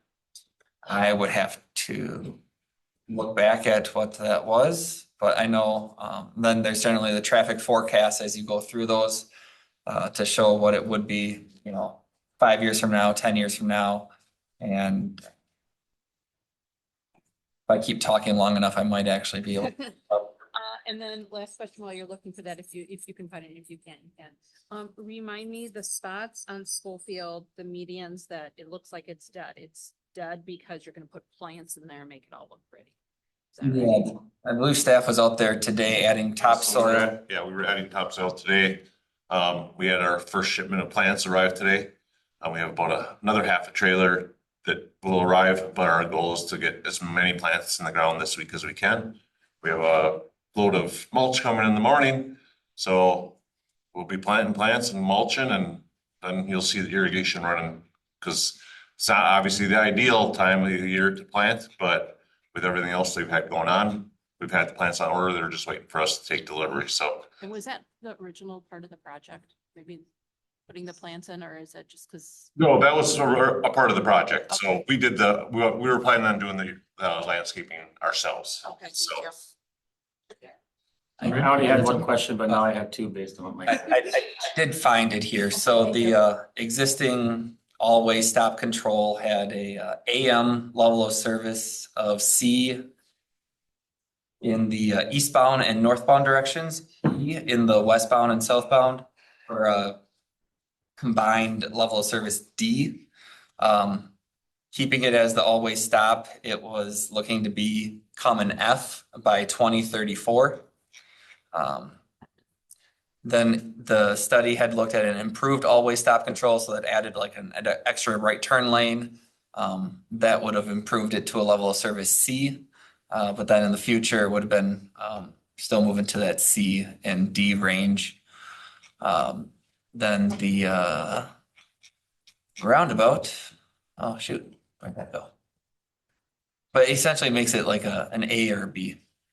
Thank you. So So that utility maintainer, if we're losing one after another, do we have any idea why? Are we needing to look at pay? Are we needing to look at something to try to minimize that being a constant turnover? It's a person that has a very good skill set. To be perfectly honest, they are plumbers. They learn how to essentially become electricians. They know how to operate heavy machinery. And the last two that have left are younger individuals that I think, one of the benefits we always say of this job is you get to be home at night. You can be, except for your week where you're on call, you're going to be home at night. You can, if you have a family, you can be around your family. I think both of those, they still have some youth in them and they can chase another job at the moment. And if they realize in the future that they want to settle down, that this is an opportunity for them. I mean, I'm not trying to say it like it's this huge issue. It's just, I think sometimes we talk about staff turnover and there's different reasons people leave, but there still is an impact to the rest of us here, even if it's one person. Yeah, and that's what I was curious if there's anything that we can be or should be doing to try to keep people there. And then the second thing is I just wanted to point out, I do read your reports every time and I do see your identified need of 11 to 10 people. Is that something that's going to be brought up, I'm assuming, by you as we look at budget here for 27? I think we probably should have a discussion about that. Just because it continues to show up and it's obviously a need potentially. Yeah, I think it's, back when I started in 2010, half the village was almost brand new still from the late 90s and early 2000s. And we had a lot of new development. So we really didn't have a lot of maintenance in almost half the village. And now, those stormwater inlets, the manhole covers, a lot of that stuff, the curb and gutter, it's just starting to hit a point where, there is some more, maintenance efforts that have to occur. And, even our plow routes have expanded over the years. We've done a lot with technology and utilizing other pieces of equipment to kind of streamline those responses. And it's just one of those things where I'm not saying we're there yet, but we're probably getting close to the level of service that people have expected from us historically. I'm not sure we're going to be able to keep maintaining. So it's a discussion of either slowly, lowering that level of expectation, or how do we continue doing what we can? And, maybe it is an extra person. Yeah, I'd just like to see us have some sort of a discussion about that as we're looking at the budget. And something we need to adjust there as we're looking at 27. Okay. Yep. So Mike, to piggyback off of Lisa's question about roundabouts, in reviewing the upcoming projects the next couple of years, there's a roundabout slated for Ross Avenue and Schofield, or Ross Avenue and Camp Phillips. There is nothing for Ross and Camp Phillips. Yes. Yes. So it's similar to her question. I want to know is what was the mechanism that made us decide that intersection needs to be done, because it's relatively new. Camp Phillips, that section was redone, I don't know, 10 years ago, maybe, since I moved down the road. That intersection was last done in 2006. I think we're right around 20 years since the lights were in and the little wiggle in the road got put in. Okay. All right, so I'm a little off of my timeline, Yeah. but anyways, I don't know, I drive through that intersection every day of my life, truly, and I don't have an issue with it. What's the catalyst for The left the roundabout? The left turns on realistically, if you go south and you want to turn left onto Ross Avenue this way, and there's a semi Yes, it's that's hard to see northbound trying to go. So a lot of that one was driven by traffic and crash analysis. That is the county highway department, I guess, is the lead agency on that project. It happens to be in the village of Weston with a local road, but it's part of their bigger corridor where that intersection will get redone, as well as Sternberg Avenue through Eau Claire Ave, roughly, as they build through the corridor. So like the project by your house that ended in, was it 2011? It's kind of a continuation of building that corridor back down to the highway. So we get safety improvements at Sternberg for the school too. Yes. Well, I want that for sure. Yeah. That's definitely a need in my mind also, but, that left turn lane, couldn't we ease the issue with a signal, like a left turn signal? So.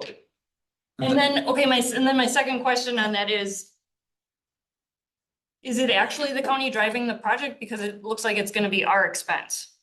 How does that? It's a shared expense. Okay, So we applied for, we got an STP, a surface transportation urban grant through the Wausau MPO. So we got grant funding and part of it was the change in the intersection to make it safer and more efficient. I'd have to dig through that. Again, that one had the traffic study done saying this was the preferred alternative. There was additional traffic signals and turn lanes and those things looked at that time too, which would require additional right of way. The traffic signals right now are our expense. So whenever they get knocked down, if it's a hit and run, we're the ones paying the bill to get those put back up too. So there is a cost to a lot of our signalized intersections as well. Because not every time that they get knocked down is there a crash report done. So when there's a $10,000 repair, we're paying a $10,000 bill or we're asking our insurance company to cover it, so. The postponement on the roundabout by the Eau Claire River, is that gonna start next week? Resealing, chip seal? Yeah, I'm waiting on an update from Farner. I think it sounded like some of their other projects that they were gonna then do instead last week in other parts of the state maybe also got postponed with some of the other work. I know their crack seal crew, they even pulled off due to the smoke, so. All right, we're good. Technology, Nate, anything you want to add? Nothing to add, okay, anything for Nate? All right, looking for acknowledge, I think we have a motion in a second. You remind me, Pam? We No, we don't? So we need a motion and a second to acknowledge reports from departments. I move to acknowledge items 18 through 26. Motion by Pope Serraro, second by Ermeling. With no further discussion, all those in favor say aye. Aye. Opposed? So carried. Work product transmittals, do you want to pull straight through? 28 through 31 Motion to acknowledge 28 to 31. by Ermeling, 28 through 31. Second by Clark. Any more in the discussion? Hearing none, all those in favor say aye. I may, Mr. President. Yep. Just in regards to the monthly code enforcement report, happy to report that as of last Thursday, 1706 Newport Avenue cleanup was completed in one day, actually. So pretty happy about that. 2 blocks away from the pool. Yeah. That's the one I keep driving. Oh, that I see all the time. Yeah, I know. Okay, well, thank you. Yeah, thank you very much. This will be Well, the, it is again, but you know, yeah, okay, good. It's a win. It's a win. I am happy. I don't have to walk past it. Gotta celebrate the wins. Yep, we gotta take the win. Thank you for that. So we have a motion to approve was aye, opposed, so carried. I was an eye on that. You were an aye? Okay. I didn't speak up because. Okay, okay, thank you. Consent agenda. Let's see, number 34, approve vouchers, check numbers 66912 67158 and 90256 through 90258. Motion to approve by Ermeling. Second by Clark. Any more in the discussion? Hearing none, all those in favor say aye. Aye. Opposed? So carried, nothing under ordinances, resolutions 36, resolution 2026-019. A resolution to approve the final plat of Bull Junior View subdivision project number 202-50424, Reedy Builders, Breland. What's your pleasure? Move to approve resolution 2026-019. Motion to approve by Lopes Ferraro, Second. second by Clark. Any more in the discussions? All those in favor say aye. Aye. Opposed? So carried. Unfinished business 37, discussion and or action on continuing conversation with Safer following April referendum results. You gonna go or are you gonna talk about it? There's a RFC in the packet from Jessica and I. The Safer Board did meet last Monday and they did approve adding 3 staff for 2027.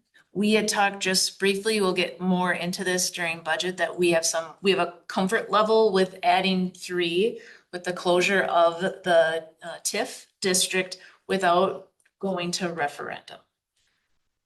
I think the discussion kind of at the board at that point was that it was blatantly what the public did not want the fire fee. The referendum did not pass the first time, and I know part of my feeling was that I could not go back to the public with another referendum, but I think we need to have a better plan in place for staffing. I think we need to kind of start planning out. If we get the 3, which is essentially 1 now, we need to start having, and maybe that discussion is during budget time, a better plan in place. In 2 years, we add 2 more, 3 years, and I realize that's budget, but I think we need to have a better plan instead of just waiting and then this comes up and then we're scrambling to what to do, if that makes sense. So Chief could probably speak, 3 is not enough for him, but it's just Accomplishes nothing.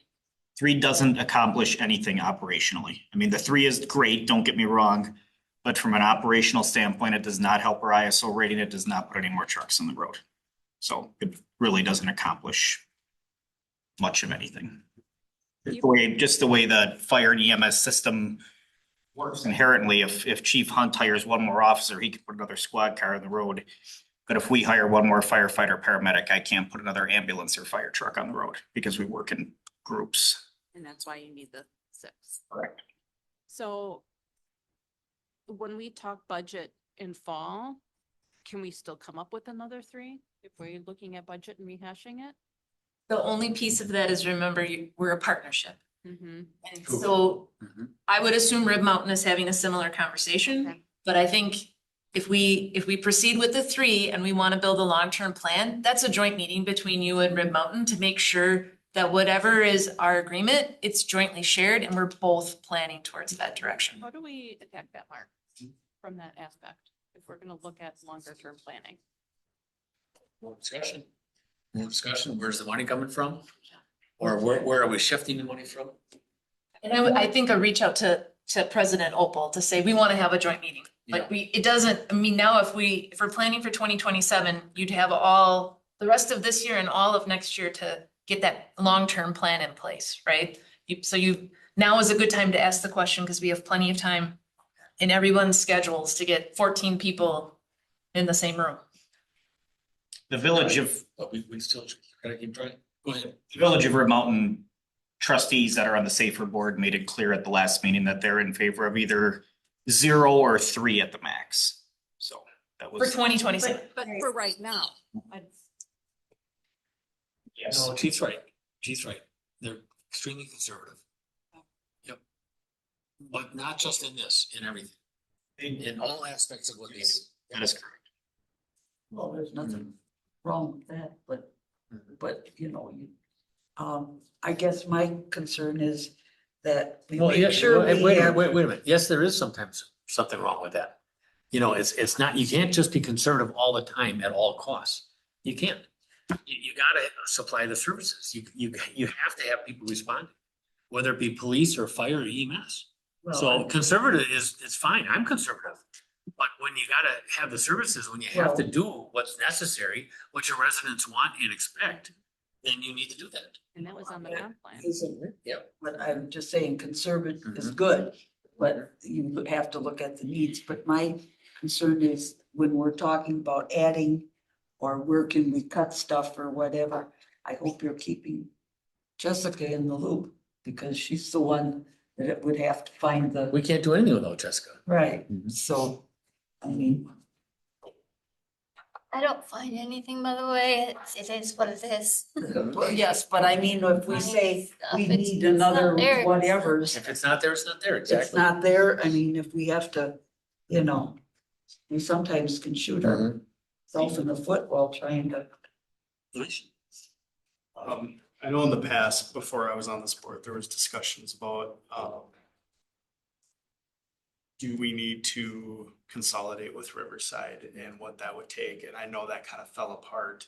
But there was a desire to reapproach that to become a more efficient fire service across the South Metro.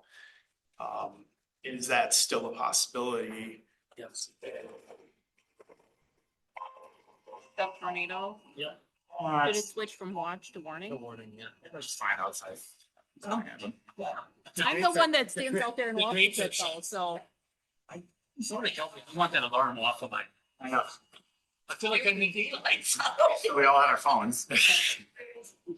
Gotta wait till they all stop beeping.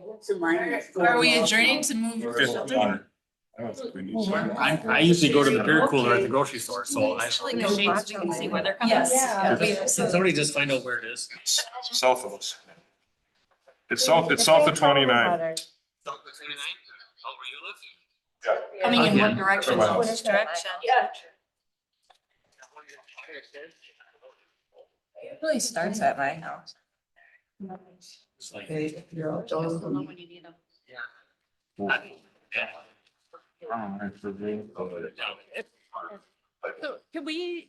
can we just keep rolling or do we have to adjourn or can we just keep rolling? We can keep rolling.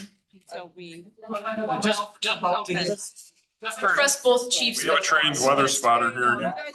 Let you know if we see something. Where are we going? When you can see it, it's Usually upstairs watching. That's the cops in the room all sudden, let's just keep going. I know, we still have to go out there, right? Like it is. Let's just roll.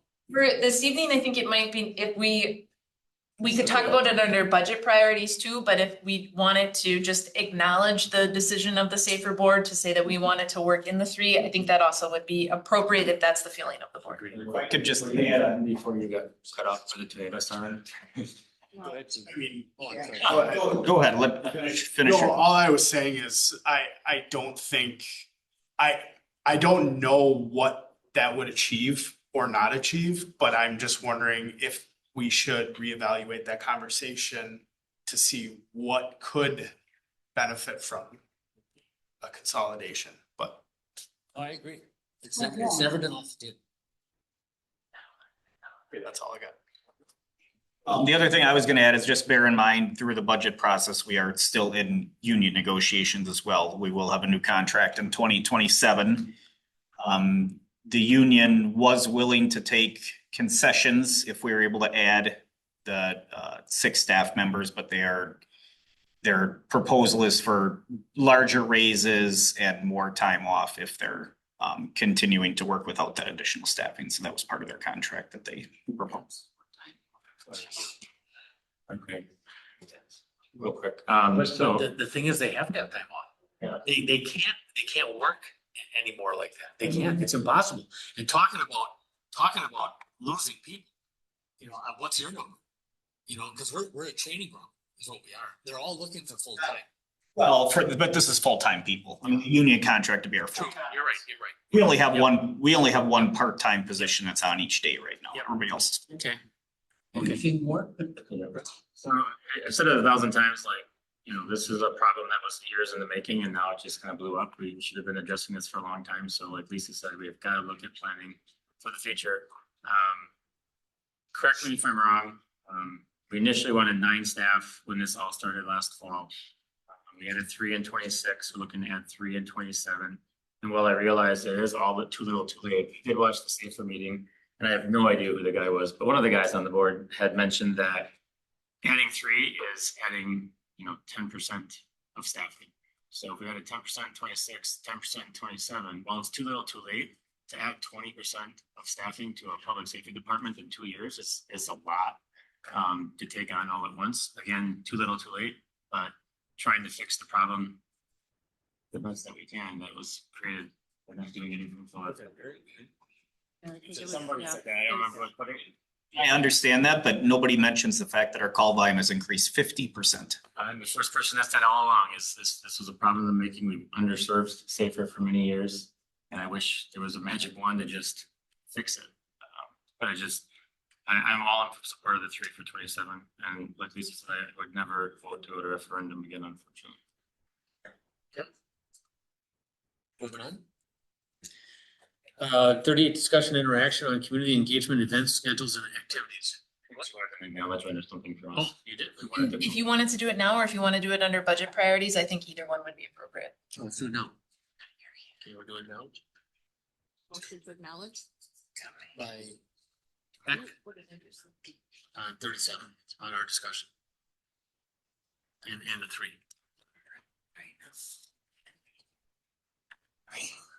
We have a motion to acknowledge. We have a second. Second. Second by Clark. Any more discussion? Hearing none, all those in favor say aye. Aye. Opposed? So carried. 38, discussion and interaction on community engagement event schedules, schedule and activities. These are the 4 events that are slotted right now. Right? Yeah. So there should be placeholders on all of your calendars for these 4. They're also listed here in the RFC. I did include what we have in storage for some display or marketing pieces. We might look to refresh some of those a little bit going down the road, but certainly we have things to use for these 4 events. We will quorum notice all of them, but just looking tonight from the board, just to make sure that if there's anything, any input, any board members wanted to add, but that we're also comfortable with the schedule and the dates and the times. Any more on that? Just shout out to Lisa for spearheading this. Yep, good job. That was just one of the things when I think started is I just wanted to try it out. If it doesn't work and the public is not interested, that's fine, but I think it's a nice thing to do and it's gonna cost us $0. Just as a note, some of them we're gonna have donuts and board members through it. Yeah, but so the public is not paying for the donuts. Yeah. You're paying Well, for the you can't see. I agree. See, Brett. All right, do we need action on that? Not really right now. Well, does somebody want to join us at 6:30 in the morning? Let's go. I'm up. 39, discussion and or action on Cintas uniform agreement. A motion to approve. Motion to approve by Ermeling. Second by Olson. On the question. I'll just note really quick, like, the Finance and Human Resources Committee has spent significant amount of time working on this over the last several months. Thank you. And I think we got to a good point. Michael seems to think we got to a good point where this will work well for staff and it will kind of split the middle of what we have and what we're looking to do. So by any means saying not to discuss it, but I just wanted to let you know we've ad nauseum gone through this topic over the last several months. Remind me, there's gonna be really no change in cost compared to what we're doing now with this new plan. Correct. And if somebody signs up at the beginning of the year to do rental and they wanna stop doing rental, they can't now go back and get the money. Correct. So you gotta So pick then pick one or the item other. number 40, we're looking at the changes to the employee manual and it specifically states you have to choose at the beginning of the year and you're stuck with your choice for the year. So let's finish up 39. So all those in favor say aye. Aye. Opposed? So carried. 40, discussion and or action on amendments to chapter 5, job classification and compensation, section 13, clothing and equipment allowance. Chapter 10, behavior and conduct, section 101, appearance of employee personnel policies and procedures handbook. Brent? It's the same thing. It's basically just putting into writing the changes we made as far as with Cintas and the ability to have the different reimbursements. So I'll make a motion to approve. Motion by Olson. Second by Ermeling. Any more in the discussion? Hearing none, all those in favor say aye. Opposed? So carried. 41, discussion only regarding a quarterly update on the Kennedy Park renovation and capital campaign. There goes our sirens. There is a RFC in the packet. Happy to take any questions if anyone has questions on the quarterly update. Is this, they're gonna use money for the lights, is that correct? And they're gonna pay the expenses for those particular lights? The estimate we got was about $98,000. They have 103 in as a balance in the account. So we're coordinating with them if that's how they would want to proceed. But then the community foundation would pay that invoice when it would come. And then the expense of the lights for the electrical, we pay or they pay? That was done. We put in the bases as part of the phase 1. So the bases are there. This is just the light install. So the electric is already there. But the electric bill. Oh, the electric bill we pay. I think that's what you're asking, right? That was on my list too. And we do, we added an electric fee for user groups when they rent the fields. It's actually included in the field It's price included in the because the electricity costs for the LED lighting is so cheap. It was literally, if I recall right, like $5.40 for 4 hours of lights on. So we estimated at 30 days for the season. And one of the things, we did have field rental costs for DC Everest in the spring of the year, for April and May. So we actually did make some revenue off renting out the fields this year too, so. Thank you for bringing that up. I'm glad we thought of that. I never would have ever even considered that until I learned we spend over $200,000 on streetlight electric every year, so. Something that's a bigger concern than I guess I thought it would be. The other thing I would just like to mention is in the RFC is there's a baseball tournament this weekend. It's 8, 9s, and 11s, correct? Yeah. 14. And 14s, set Fridays through Sunday at Kennedy Park. So. All good? Moving on, 42, discussion and or action on president's appointments to committees and or commissions. So included in your packet, we have 2 individuals that have asked for HR and finance, and 1 individual for parks. Let me just get to these here. Let's see. We have a Daniel Pavelko for HR and finance. Let's see, we have a. Maybe I should wrote these down. Well, Pam Schleter is for parks. And then Rickert, I believe, right? What's her first? Christina Rickert is for HR and finance also. And I'll be appointing those to the HR and finance for 2 of them, and Pam Schleter for parks with your approval. And also, there's been a request, Katrina, to vacate the parks department as far as chair. And I'd like to put Barb Ermeling on there as chair. And we can have more discussion on that if we'd like. So initially, I think that you wanted to kind of switch with clips and parks. And I just don't know if we need to have 2 switches on 2 committees where we can just add 1 there. You can certainly attend. I think you talked about, Katrina, about having more people on another committee, right? If we would put more people on a committee. I think we have 7 now on clips. But, we're going to have a really busy Mountain Bay Metro. And this can change every month. Well, I'm good with it. I just didn't want to Okay. shirk my responsibility. No, you're not. And I was more worried about you feeling like, well, wait a minute here. So if you're okay with that, let's just go in this direction right now. Sure. And I think it'll be fine. And if anyone else has any other questions on that at all, Barb, you'll serve. You'll serve on it with Luis as assistant chair. He is passionate. I remember you saying about parks.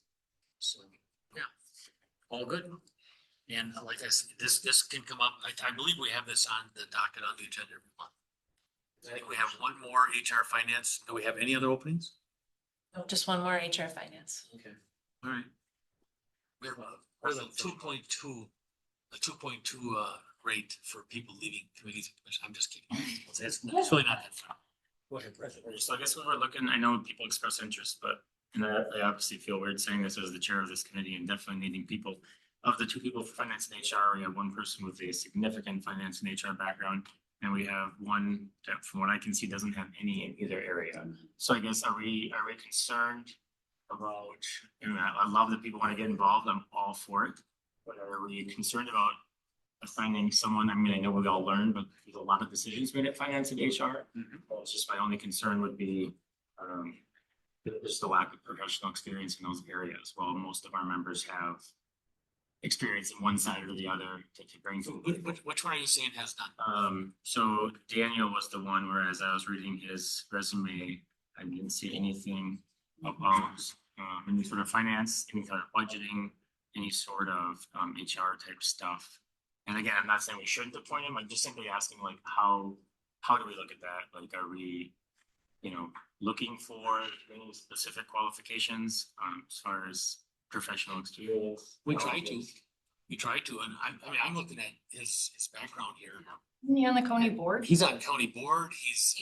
In 2006, yeah. Yeah, but I mean, he's got.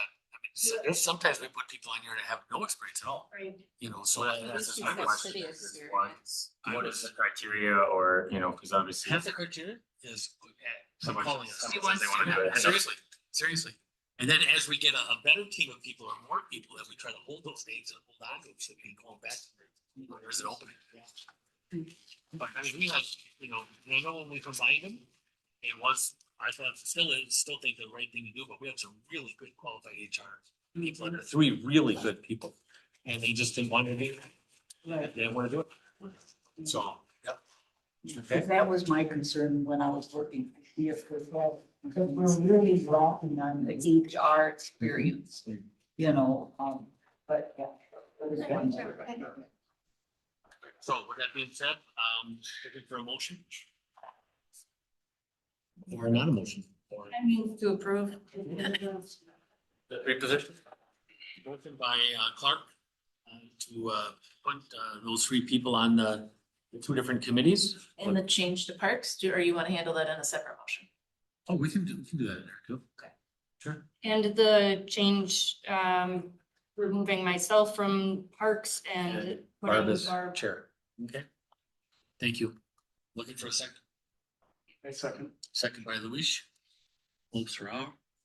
Any more on the discussion? Hearing none, all those in favor say aye. Aye. Opposed? So carried. 43 was handled. 44, discussion and action on development agreement for Bull Junior View subdivision. It's your pleasure. I move to approve the development agreement for subdivision and improvements in the plat of Bull Junior View subdivision. Motion by Lopes Rao, I second. second by Clark. Any more on the discussion? I do have a quick question. Yep, go ahead. Is this what we would consider a rural subdivision, and that's why there's no sidewalks, curb and gutter and that type of thing? Yeah, it's large lots. Oh, yeah, single family large, yes. Is that the criteria for like not having sidewalks and stuff like that, or? Part of it, yeah, I mean, it's in the rural part of the village, it doesn't have water and sewer, it's Sorry. offshore, yeah, so Anastasia Drive exists already and it's the extension of that, so. Okay. So any more discussion? Hearing none? All those in favor say aye. Aye. Opposed? So carried. 45, discussion and or action on Mountain Bay Metropolitan Police Department. Usage of outbuildings at the public safety building site. Want me to take it? Okay. I don't know if they want a motion before we discuss, that's. Yeah. Someone want to get it up on the table? I think it's hard to motion when we don't know what we're. Other than it puts it up for discussion. Yeah, but go ahead. Just there's an RC in the packet with the direction that was provided by the Mountain Bay Metro Oversight Board. The Mountain Bay Police Department did have evidence storage in the public safety building. That evidence storage is now in the 2 outbuildings. They don't have anything left inside of the safety building proper. It's all in those outbuildings. And they've turned in all keys, so they don't have access to that public safety building any longer going forward.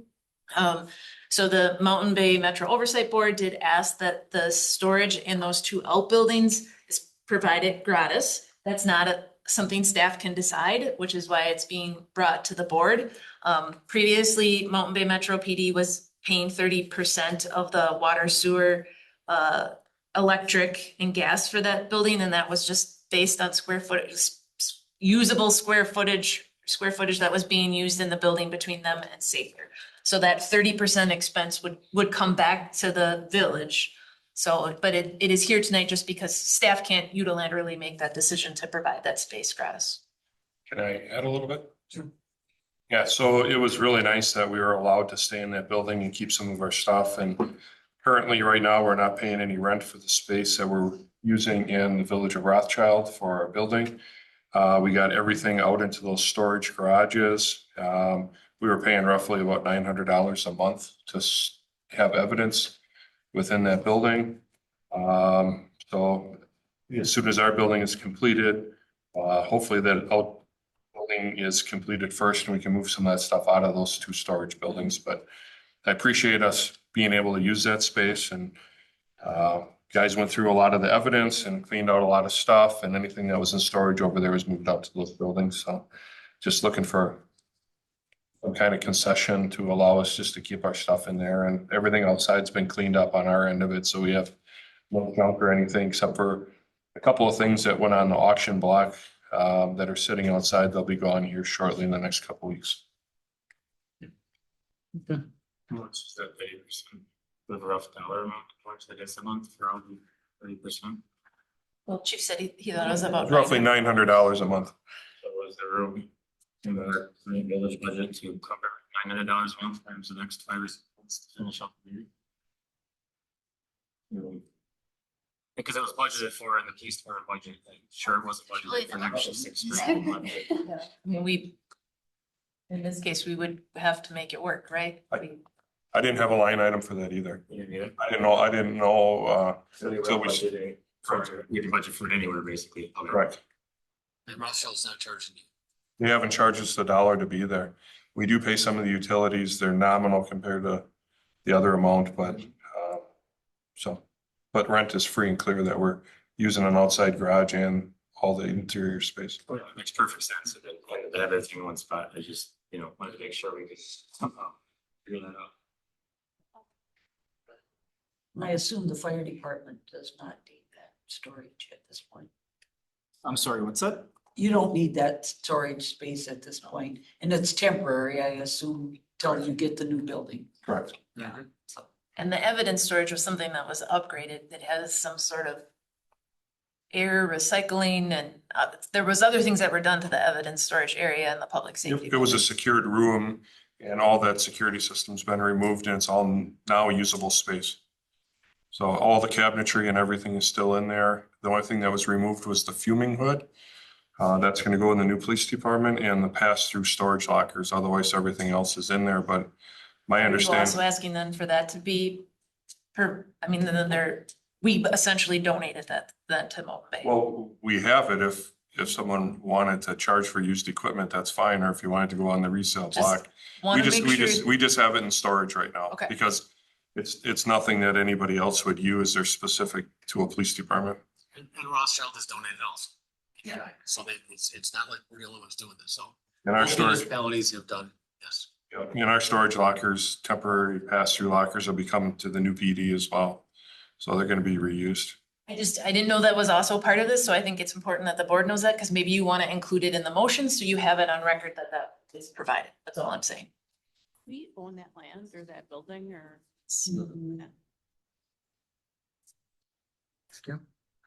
From my perspective, I think it makes sense to, well, certainly it makes sense not to charge them rent for the building they don't occupy anymore. But I also think it makes sense to provide them the space that they're occupying for evidence storage and everything at no cost, since there's consolidations being made from the village of Rothschild as well. The only thing being that once the new police department is built, if they continue to occupy that space, then I think we would need to charge, because then the arrangements have changed. But at this point, I think we're still trying to work through getting to the finish line, and we can make some consolidations. And if something changes where we're looking to sell part of that building, or we think that space needs to become available, then we can approach the police department about that at that time. So motion by Lopes Serrano. I make that motion. I'll second. Second by Clark. Any more in the discussion? Hearing none, all those in favor say aye. Aye. Opposed? So carried. 46, discussion and or action on 2027 budget priorities and establishment of a budget adoption schedule. You want to go into discussion first here too? So there is a tentative schedule in the RFC. I just want to point out that Monday, September 7th is Labor Day, my bad. So we would move that to Tuesday, September 8th.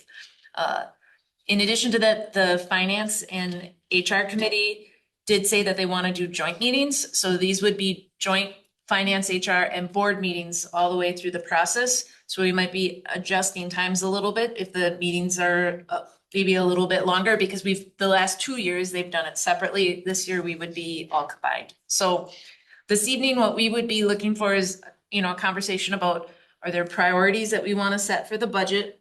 Because as staff work through budgets, we would try to work in what are the priorities or the goals of the board.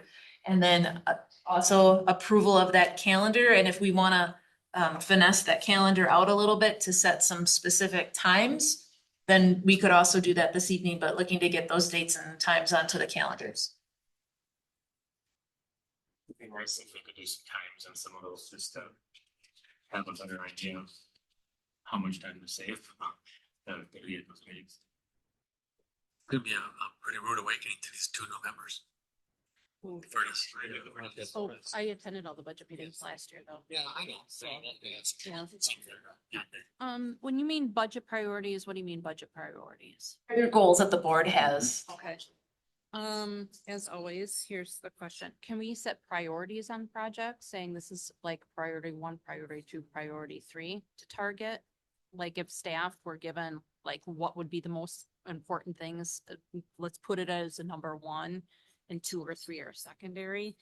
And then my other note that I had was back in February of 2025, we talked about zero-based budgets. And I know it was cumbersome for staff and we said, nope, we can't do it every year, but every 5 years. Have we ever done one of those yet? And that's probably a Jessica question. I don't do the budget. The budget's done by all the department heads. They send in their budget to me and we all work together. So it's a department head question, not necessarily a Jessica question. I'm gonna start deferring because it's not my budget. It's the board's budget. Yes. Works with the administrator and the finance department, assists everybody. So it's really not my budget. I like to claim it, but it's not. I don't, in my tenure here, in 3 years, we haven't done zero-based budgeting. I think before you even start zero-based budgeting, you need to talk about services and what we provide, because our budget right now is based off the services that the board wants provided. If we want to start decreasing or saying, well, we want the same services, I'm not sure we need the same number of people that we have budgeted in the budget to provide those services. Unless we're going to get direction, we need to modify those. Because there's not a lot in that budget that's not for operations. We don't have a lot of fluff in there. We've been cutting since 2010. You've been cutting longer than that. Okay, so maybe I need to delineate. I don't mean zero-based budgeting means necessarily cutting staff. When you're looking at zero-based budget, you're just looking at each expense down to the pencil or the paper. Are we ordering the right amount? Do we need to order more? Do we need to do it on a max? And that was something that was discussed last year before me. So I'm just following up on something that was already said in February of 2025. And if it's not something that a city does, then maybe it's not something they do. But with zero-based budgeting, you start from nothing and then you build up to provide and fund the service that you want, right? With zero-based budgeting? Well, it's the concept, it's been bantered on for quite a while now, probably 10, 20 years. That, you're taking an existing budget and then you're moving it forward. So is the existing budget right? That's the whole point of a zero-based. It's a lot of work. You gotta, I've done it in our company where we've had to go back and just start all over. It's right from zero. And it's a tremendous amount of work. I think on a day-to-day basis, we were able to cut more on operations, especially on the operations side, not on the sales side, but on the operations. Just on the day-to-day activity, the day-to-day operations, doing something smarter, something easier. Like Louise said, partnering with some other people to make things happen. I'm not faulting the zero base, but I've heard it a long time. I often thought, hey, this might work really well until I didn't. And then when I did one in the private sector, I thought, this didn't do anything. Yeah. So. I think we can. But I understand the look at that. concept. I agree, we can look at it, but maybe we gotta look at it based on services, what services, because our services have a set cost. We can start from zero, but we don't even need to do that. We can look at the services that we want to provide and what does it take to provide that service. Because we're a service-based organization, that's what we look at some of the things that we do, talking about priorities. When I think of leaf collection and this stuff, all these different things that we do, the big bulk drop off, the big bulk pickup, it's just amazing some of the stuff we do. And No levy in any of that. Though. What's that? There's no levy. Yeah, you're right. I know. Yes, I know, you're right.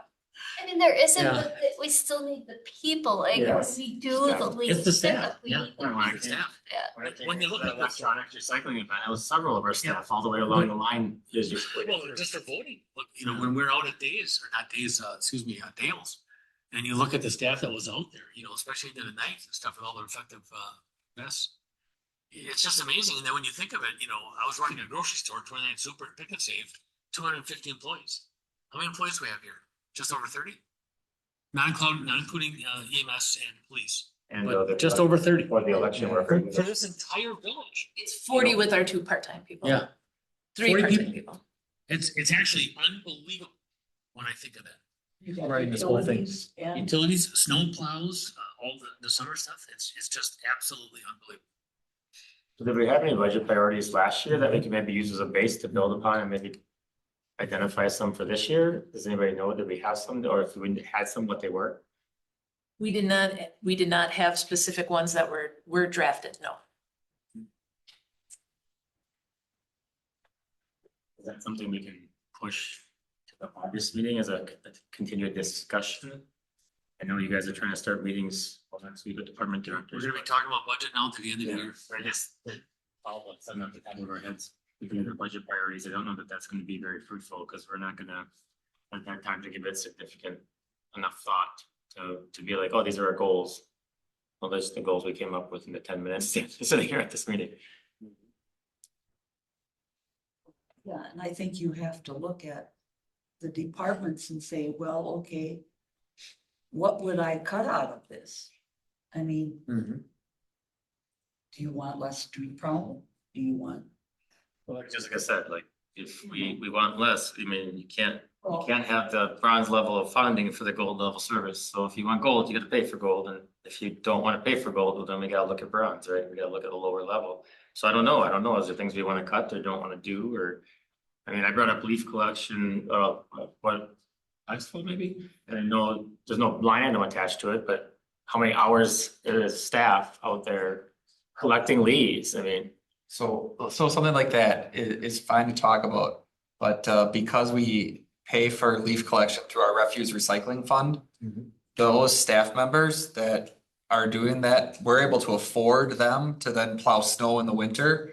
Because if they weren't doing leaf collection, they would be being paid out of the general fund for, you know, those 6 weeks in October and the 4 weeks in May. So now that's, you know, that's one full-time person almost being paid for by the refuse recycling fund throughout the year. yeah, and that's just an example. I mean, but just, is there things we don't want to provide anymore? I mean, that's, I think what Jessica's getting to, like, maybe that's where we start our budgeting priorities, is we look at, I mean, if there's even such thing as an exhaustive list of all the things that we provide. Cheryl in Schofield is gonna close her pool. Well, I mean, Because they're losing money. that's coming up. I actually asked about that at our finance meeting, like, is the pool for zero out? Or is it in the, you know, is it in the red every single year? It's a service. You know, we spent $100,000 this year fixing it and it looks like, well, probably more coming here. There might be opportunities with what Superintendent and I said tonight about if there's a larger joining that could be done. I mean, do we need to have a pool at the school with us in Rothschild? I mean, do we all have to have a pool? I don't know. You know, do we all have to have a street sweeper? Do we all have to have something that isn't being used 24 hours? You know, when it's only being used a couple days a week. That's a good point. That's the hard question. You know, when you look at that, so, you know, you look at the pool and I mean, you see our pool, it's open, what, 3 months into the year? If that, or do you think 3 months? No, not even. It'll be about 72-day season this year. So it's bare to the elements, you know, for winter. But yet if we put a cover over it and garage doors on it, maybe it could be saved more. I don't know. I don't know how any of that works.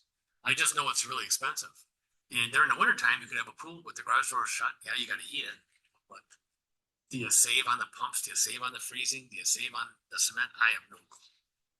All I know is that the slides fade fast. And somebody's gotta get up there with the I torch. hear you and change saying it. that we need an indoor pool. Yeah. Yeah, you know, I gotta right now say out loud, no, we don't, you know, so. But maybe we could with Rothschild and the school, who knows, so we'll see. All right, so let's move that into the budgeting process there, so we're. Do we want to maybe bring back priorities to the Yep, August priorities board is a great meeting? idea. Yes. But then are we good with the dates of setting for budget meetings? So Monday, August 24th, immediately following Parks, did we want to set a time specific that meeting would start at 5:30 or 6 o'clock? Which one are we at, the 24th or 27th? 24th. 24th. August. Okay. And then on the 8th, that would be immediately following Clips. Clips is at 5. Do you want that at 6? I think that'd be fine. Then Clips only would have an hour if it, okay. That should be fine. Okay. 21st is the regular board meeting, so we would start earlier for a joint meeting. Finance might have some items, if finance met at 4:30 and then joint at 5 and board at 6. I'm good with that. The 5th, there isn't anything, meetings on the calendar if Clips is going every other month, so we could go 5 or 6. I'm good with either one. Okay. And then the 19th would be the public hearing and adoption. So if we wanted to go a little bit earlier, since we're doing joint meetings, we could, or we could do it all at 6, start at 6 o'clock. Is October 19th the third Monday? That's the third Monday, yeah. Okay, so we have to go there. It's tourism too. Oh, that's true. Right, tourism. That's when we like to move tourism because we'd rather do our budget. And I apologize, we would be sending out the public hearing after doing the public hearing November 16th. So if we start at 19th at 5 o'clock or I'm sorry, 5:30 instead of 6? For what? We want to do is finance HR that night. Yeah, and Finance, well, you could do finance HR at 4:30 or at 5. And I guess we have enough notice, so it's like, maybe possible, we just don't hold a separate finance HR meeting that month. If we know enough in advance that we can gauge our topics to make sure anything that needs to be addressed. It's gonna be a budget meeting anyway. Yeah, we're gonna be here, but it's just, a separate one where we have to address other issues. when is the visitors? Is that same night or? It would have otherwise been on the 19th, but what we're suggesting is that we could move it. Or it could go, if we did it earlier in that day. Or else move it up because we didn't have a meeting this month too. Yeah. See if there's grant applications. Yeah, so maybe we would go to September instead, because we. Okay. So now what time were we looking at this on the 18th? Starting? I think we're gonna do finance and HR at 4:30. And we would start the joint meeting at 5:30. You send all this out, right? Yes. Final. And then on November 16th would be the public hearing. I think we could just start at regular time at 6 p.m.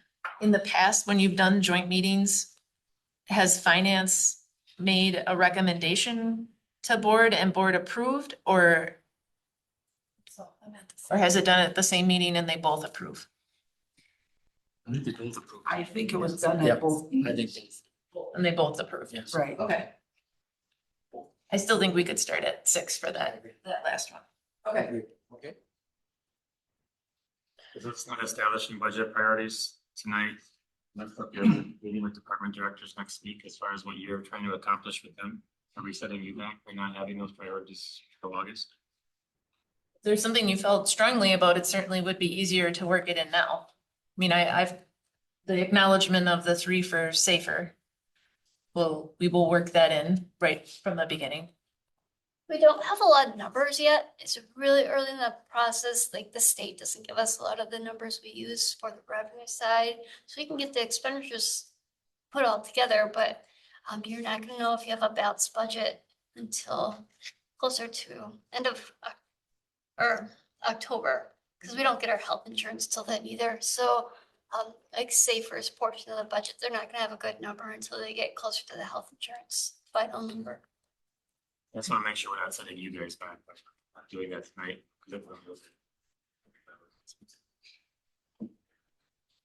Okay. You need action on this? I don't need action as long as I'll send out meeting invites, but as we're all in consensus with schedule. And I will add it back onto August to just discuss priorities again. Okay. 47, discussion and interaction on the need to review legal detail as referred by the Finance and Human Resources Committee. You want me to take this? There is an RFC in the packet and it just. It came up at our last meeting, the discussion came out as to why finance HR was reviewing that, if there was a purpose. The conversation that turned somewhere where someone had mentioned that the board and past boards had decided that they would be the ones to look at that. So I guess the conversation is not only, is that where we want it to stay? And if so, like what is the goal in having that committee look at it? Are they just simply acknowledging we spent money? Are they, what's the goal of the board if they were to maintain that? And if they didn't maintain it, what other avenue or where else would that be covered or addressed or touched on? It doesn't necessarily need to be changed. It was just a question that was asked. I don't mind saying it. It's one page. It's not like a whole bunch of stuff to review. Yeah, I'm fine leaving it. And like I said, I don't think anybody was Yeah. against it. I think they're just looking for some understanding as to what the purpose was of the committee looking at it. Like, what were they supposed to be doing with it? What was the goal? It was something that was brought up a while back, and that when it just comes to the board, a lot of times it isn't really reviewed per se. And it's just approved the vouchers, where if there was something there, the finance committee could look at it and question. I mean, most parts, it's just, there's nothing to question. It's, whatever. I But think it should that, stay. why is this all of a sudden, we got a 5,000 charge or whatever And we have extra. done that a few times since I've Yes. been on the committee. I know where someone questioned like, Yeah. hey, why does $2,000 cost? And I think quite often there's no action on it because there's nothing to It's discuss. an acknowledgement, And yeah. that's where the question came in, is why are we doing this? Well, that's why we are doing it. Yeah, and I think if we take that back to the committee, I don't think anybody was against it. Like I said, I just think they were trying to figure out why. What was the goal? What did you want from them when they were reviewing that? So. Okay, I make a motion, the Finance Human Resource Committee continue the practice of reviewing the legal details of the village fund. Motion by Ermeling, Okay. second by Wilson. Any more in the discussion? Hearing none, all those in favor say aye. Aye. Opposed? So carried. Okay, 48, discussion and or action on the 2025 final audit report and letters. Motion to acknowledge village 2025 financial audit report and letters. Motion by Ermeling, second by Clark. Anything on the discussion? I don't know. I like looking at the audit. It's a lot of numbers. A lot of numbers. Wow. I think looking over that'll help us when we do budget, right? Is that what we do? Look over the audit, I'm assuming. No. Well, We don't look at it to see where we can improve or where we need to spend more money at all. so when you look at the budget work papers that we hand out, there's a lot more detail. I mean, the audit basically summarizes in the broad categories what happened through the year. Usually budget, we dig it a little bit deeper down. You don't have to, but there's a lot more information in the budget work papers than what you'll see in the financial audit. The financial audit is actually used, like when we go out on the market for debt, those people, like Moody's will rate our debt based on our financial statements that they review. They have experts who pick out numbers off that statement and can give you a rating on your debt. So that's one of the main uses for the financial statements. Another thing is those people that have purchased our bonds in the past, our bonds and our notes, they will sometimes request our audit statement, our audited financial statements, just basically to analyze to see how their bonds are doing and if there's any risk to them. So, I mean, as a board, the financial statements don't quite mean a lot to you. I think they're so broad that you can't make really good financial decisions by just looking at them. So, Okay. does that make any sense? I still think I would find it useful when looking at the budget. I would be looking at everything. So we have a motion and a second. Any more discussion? Hearing none. All those in favor say aye. Aye. Opposed? So carried. 49, discussion and or action on the 2026 audit contract. Move to approve. Move to approve by Olson, Second. second by Ermeling. Any more in the discussion? Hearing none. All those in favor say aye. Aye. Opposed? So carried. 50, discussion and or action on the installation of food allergy signs in the parks. I move to approve allowing the installation of food allergy awareness signs at village parks. A motion by Lopes Ferraro, Second. second by Clark. Anything on the discussion? I guess I want a little clarification on a letter here, unless I'm at the wrong letter. With it, they were talking about putting up one of those little book libraries or whatever. They did mention that also. And I guess that I wouldn't agree with. Yeah, they mentioned it as an idea, but with the problems we had with the previous one we had in the park, Yeah, my recommendation was to not. okay, well, I just seen that in their thing. I didn't want. Yeah, we did not discuss it though. Until I saw the sign itself, it didn't make sense to me until I saw the sign. And seeing the sign, it makes total sense, you know. The different kids touching and eating and touching, you know, different things, and the allergies out there are. Just to be clear, this organization's been covering this cost. Yes, completely, yep. We're just allowing them to do this to raise that awareness. So. Good. We have a motion and a second, so one more discussion. All those in favor say aye. Aye. Opposed? So carried. 51, discussion and or action on Howland Avenue survey services. Motion to approve by Ermeling, Second. second by Clark. Any more in the discussion? Hearing none, all those in favor say aye. Aye. Opposed? So carried. 52, discussion and or action on Concord Avenue reconstruction project bids. I move to award the Concord Ave reconstruction contract to Haas Sons Inc. for a total project base bid and alternate amount of $2,228,997.70. Motion by Lopes Ferraro. Second? Second. Second by Ermeling. On the discussion. Thank you. So it's higher than the original estimate. Correct? So where are we pulling that money from? Well, we haven't borrowed for any of our 26 or 27 capital projects yet, so I guess that would be part of it, is we would. In some cases though, just, you know, just to reverse it, sometimes we have an estimate out there and it comes in lower. You know, so then where are we gonna put that back? We haven't borrowed for it yet. Yeah. So that's the number, so I gotta tell you, as many times as this happens, it's kind of rare. And it's over what the estimate is. And I think it's much more of a majority that it's lower than the estimate. You know, even on equipment and different capital expenditures and stuff like that too, so.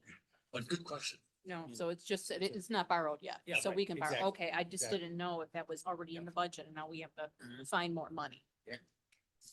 Okay. Did I push that one all the way through? Now we No gotta go- discussion, so any more discussion? All those in favor say aye. Aye. Opposed? So carried. 53, discussion and or action on aquatic center leak detection contract.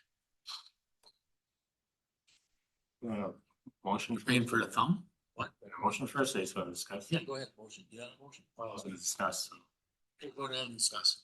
So I guess we already talked about this a little bit. I guess at what point do we start looking at the pool as a whole? I don't know the numbers I know of. We spent $100,000 this year fixing it. We're looking to spend $12,000 to find out how many more $1,000 it's gonna take to fix it. At what point is, you know, are we looking at life? Are we looking, you know, when Stu was talking about their pool, I kind of started thinking about the same thing. Like, are we wanting to continue to invest in this? Or are we looking at something different or something joint with somebody else? How old is the pool? 99. So I mean, it's significantly old. At what point do we want to stop putting hundreds of thousands of dollars in something that doesn't seem to ever even break even? I ain't talking about trying to make money, but like in the ballpark even every year, it's just, you know, $12,000, right? But just from a holistic view, How many more? Like, I guess, what's the ceiling where we say, okay, we repaid for this pool and repairs, we're done, you know? That's just my thoughts on it. Again, $12,000 just to find out what it's gonna cost us to fix it. I brought that same question up probably 25 years ago when I got on here, and Barb was probably on the board or clerk. And that's just what I thought. I thought, we're not making any money, talking to tourism, putting in $40,000-$50,000 in this every year. And it's a service. I mean, It's a service. it's And nice to have, everything we do is a service, And not everything is gonna make money. No, well, nothing makes. But it just seems as though this is starting to become a bit of a pit. Well, I think it's actually the same Like, thing. not It's always as far as sucking money, I meant. Is it more of a pit today than it was 5 years ago? Oh, yeah, I mean, expenses go up, obviously, as As it ages. so you're gonna have more expenses, and then obviously prices have gone up tremendously on everything, so. I mean, providing the service is something that we wanna take away from the community. That's a big question. The other thing is, if you wanna continue providing it, do you wanna do it with the current aquatic center? Because we built that facility for under 2 million. It would be 10, 12 now. Sure. I mean, we've seen what Wisconsin Rapids just built one, Marshall just built one in the last 5 years. Wisconsin Rapids opened theirs 2020. I mean, I can get numbers for you on what they paid for expenses to build their facilities, but It's huge. it is astronomical. I mean, we looked at doing a lazy river about 15 years ago, and that was like 1.7 million. And we had built the whole pool for under 2 at the time, so. And that's, I don't mean to elongate this part of the meeting here, but that's my whole question. Is why can't it just be a big rectangle pool? Have some fun, jump in, throw some, balls in there. Why do we need to be Noah's Ark?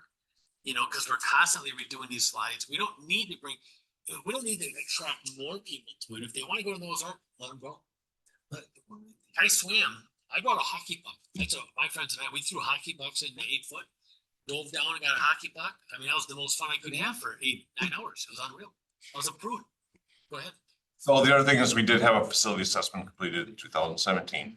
It laid out well over $1 million worth of repairs, maintenance, et cetera.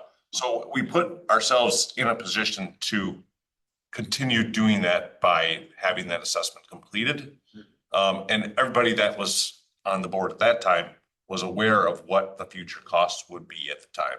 Yes, it's 9 years ago, but I mean, we knew there was gonna be major investments there. And that was just getting us through what they found in the assessment, but it's also aged 9 years since then too, so.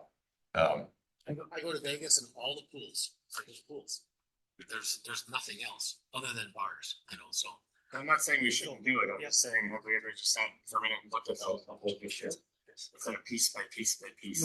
Just real quick here with the possible closure of municipal Rothschild and Schofield, are we anticipating some monies?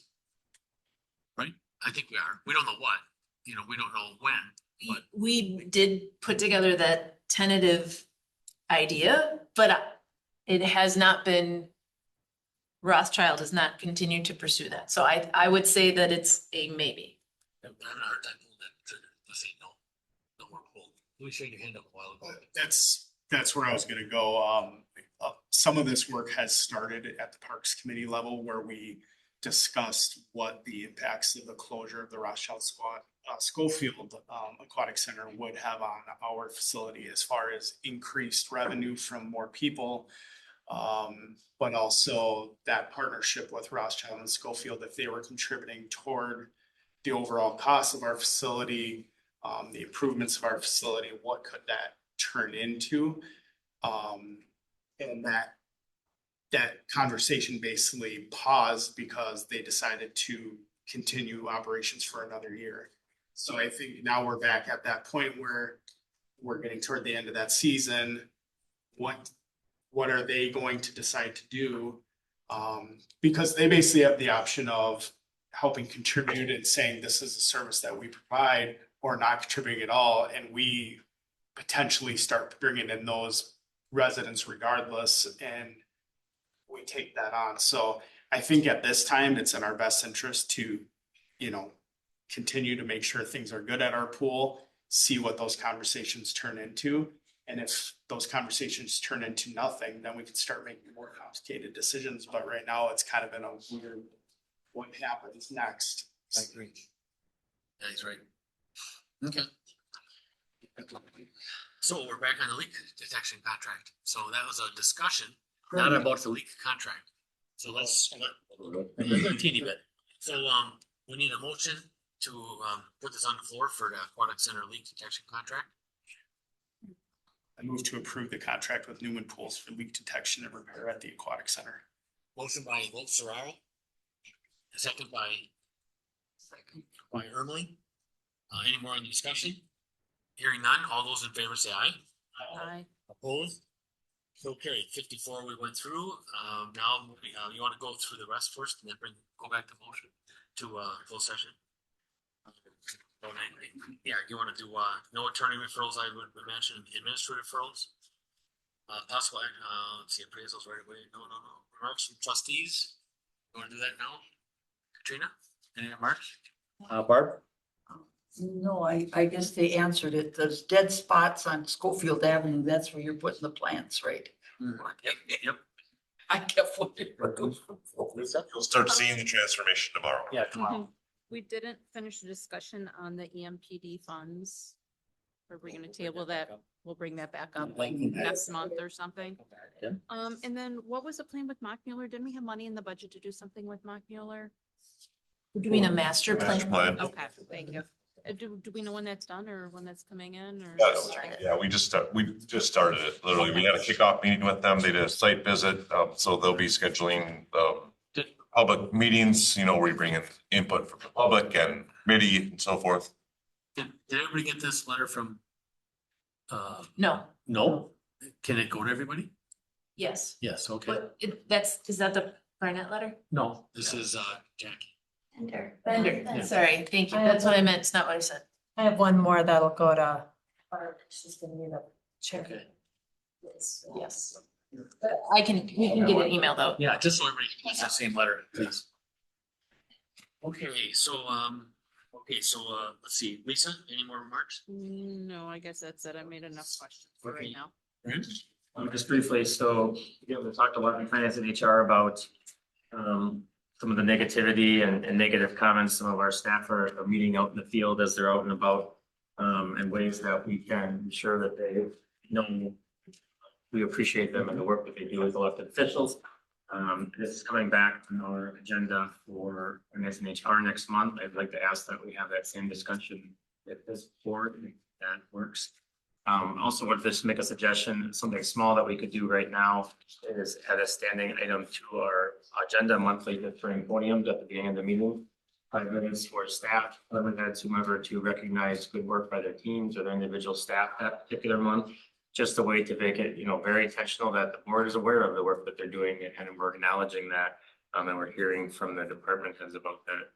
I don't know how everybody else feels about that, but I think that's a pretty easy thing that we can do. That pretty decent impact.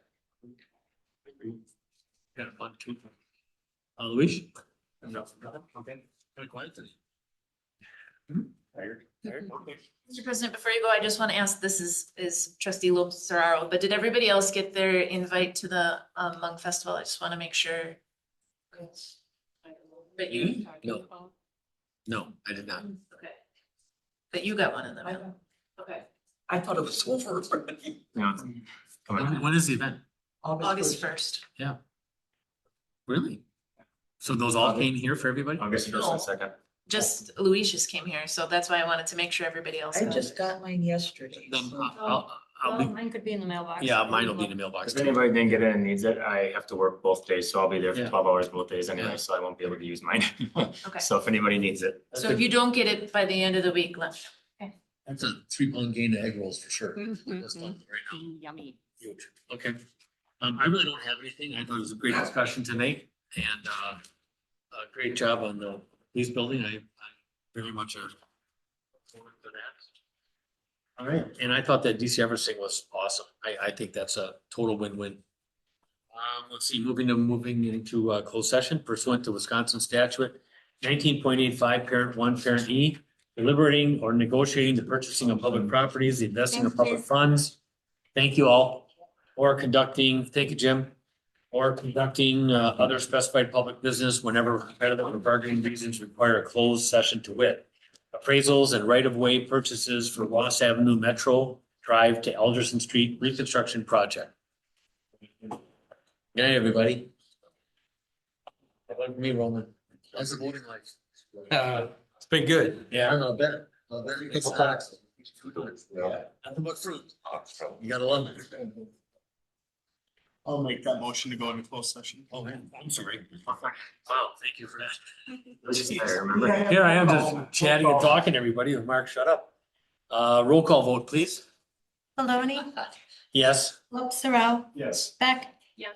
Clark, Ermeling, Yes. Olson. Yes. We're now in full session. It just worked.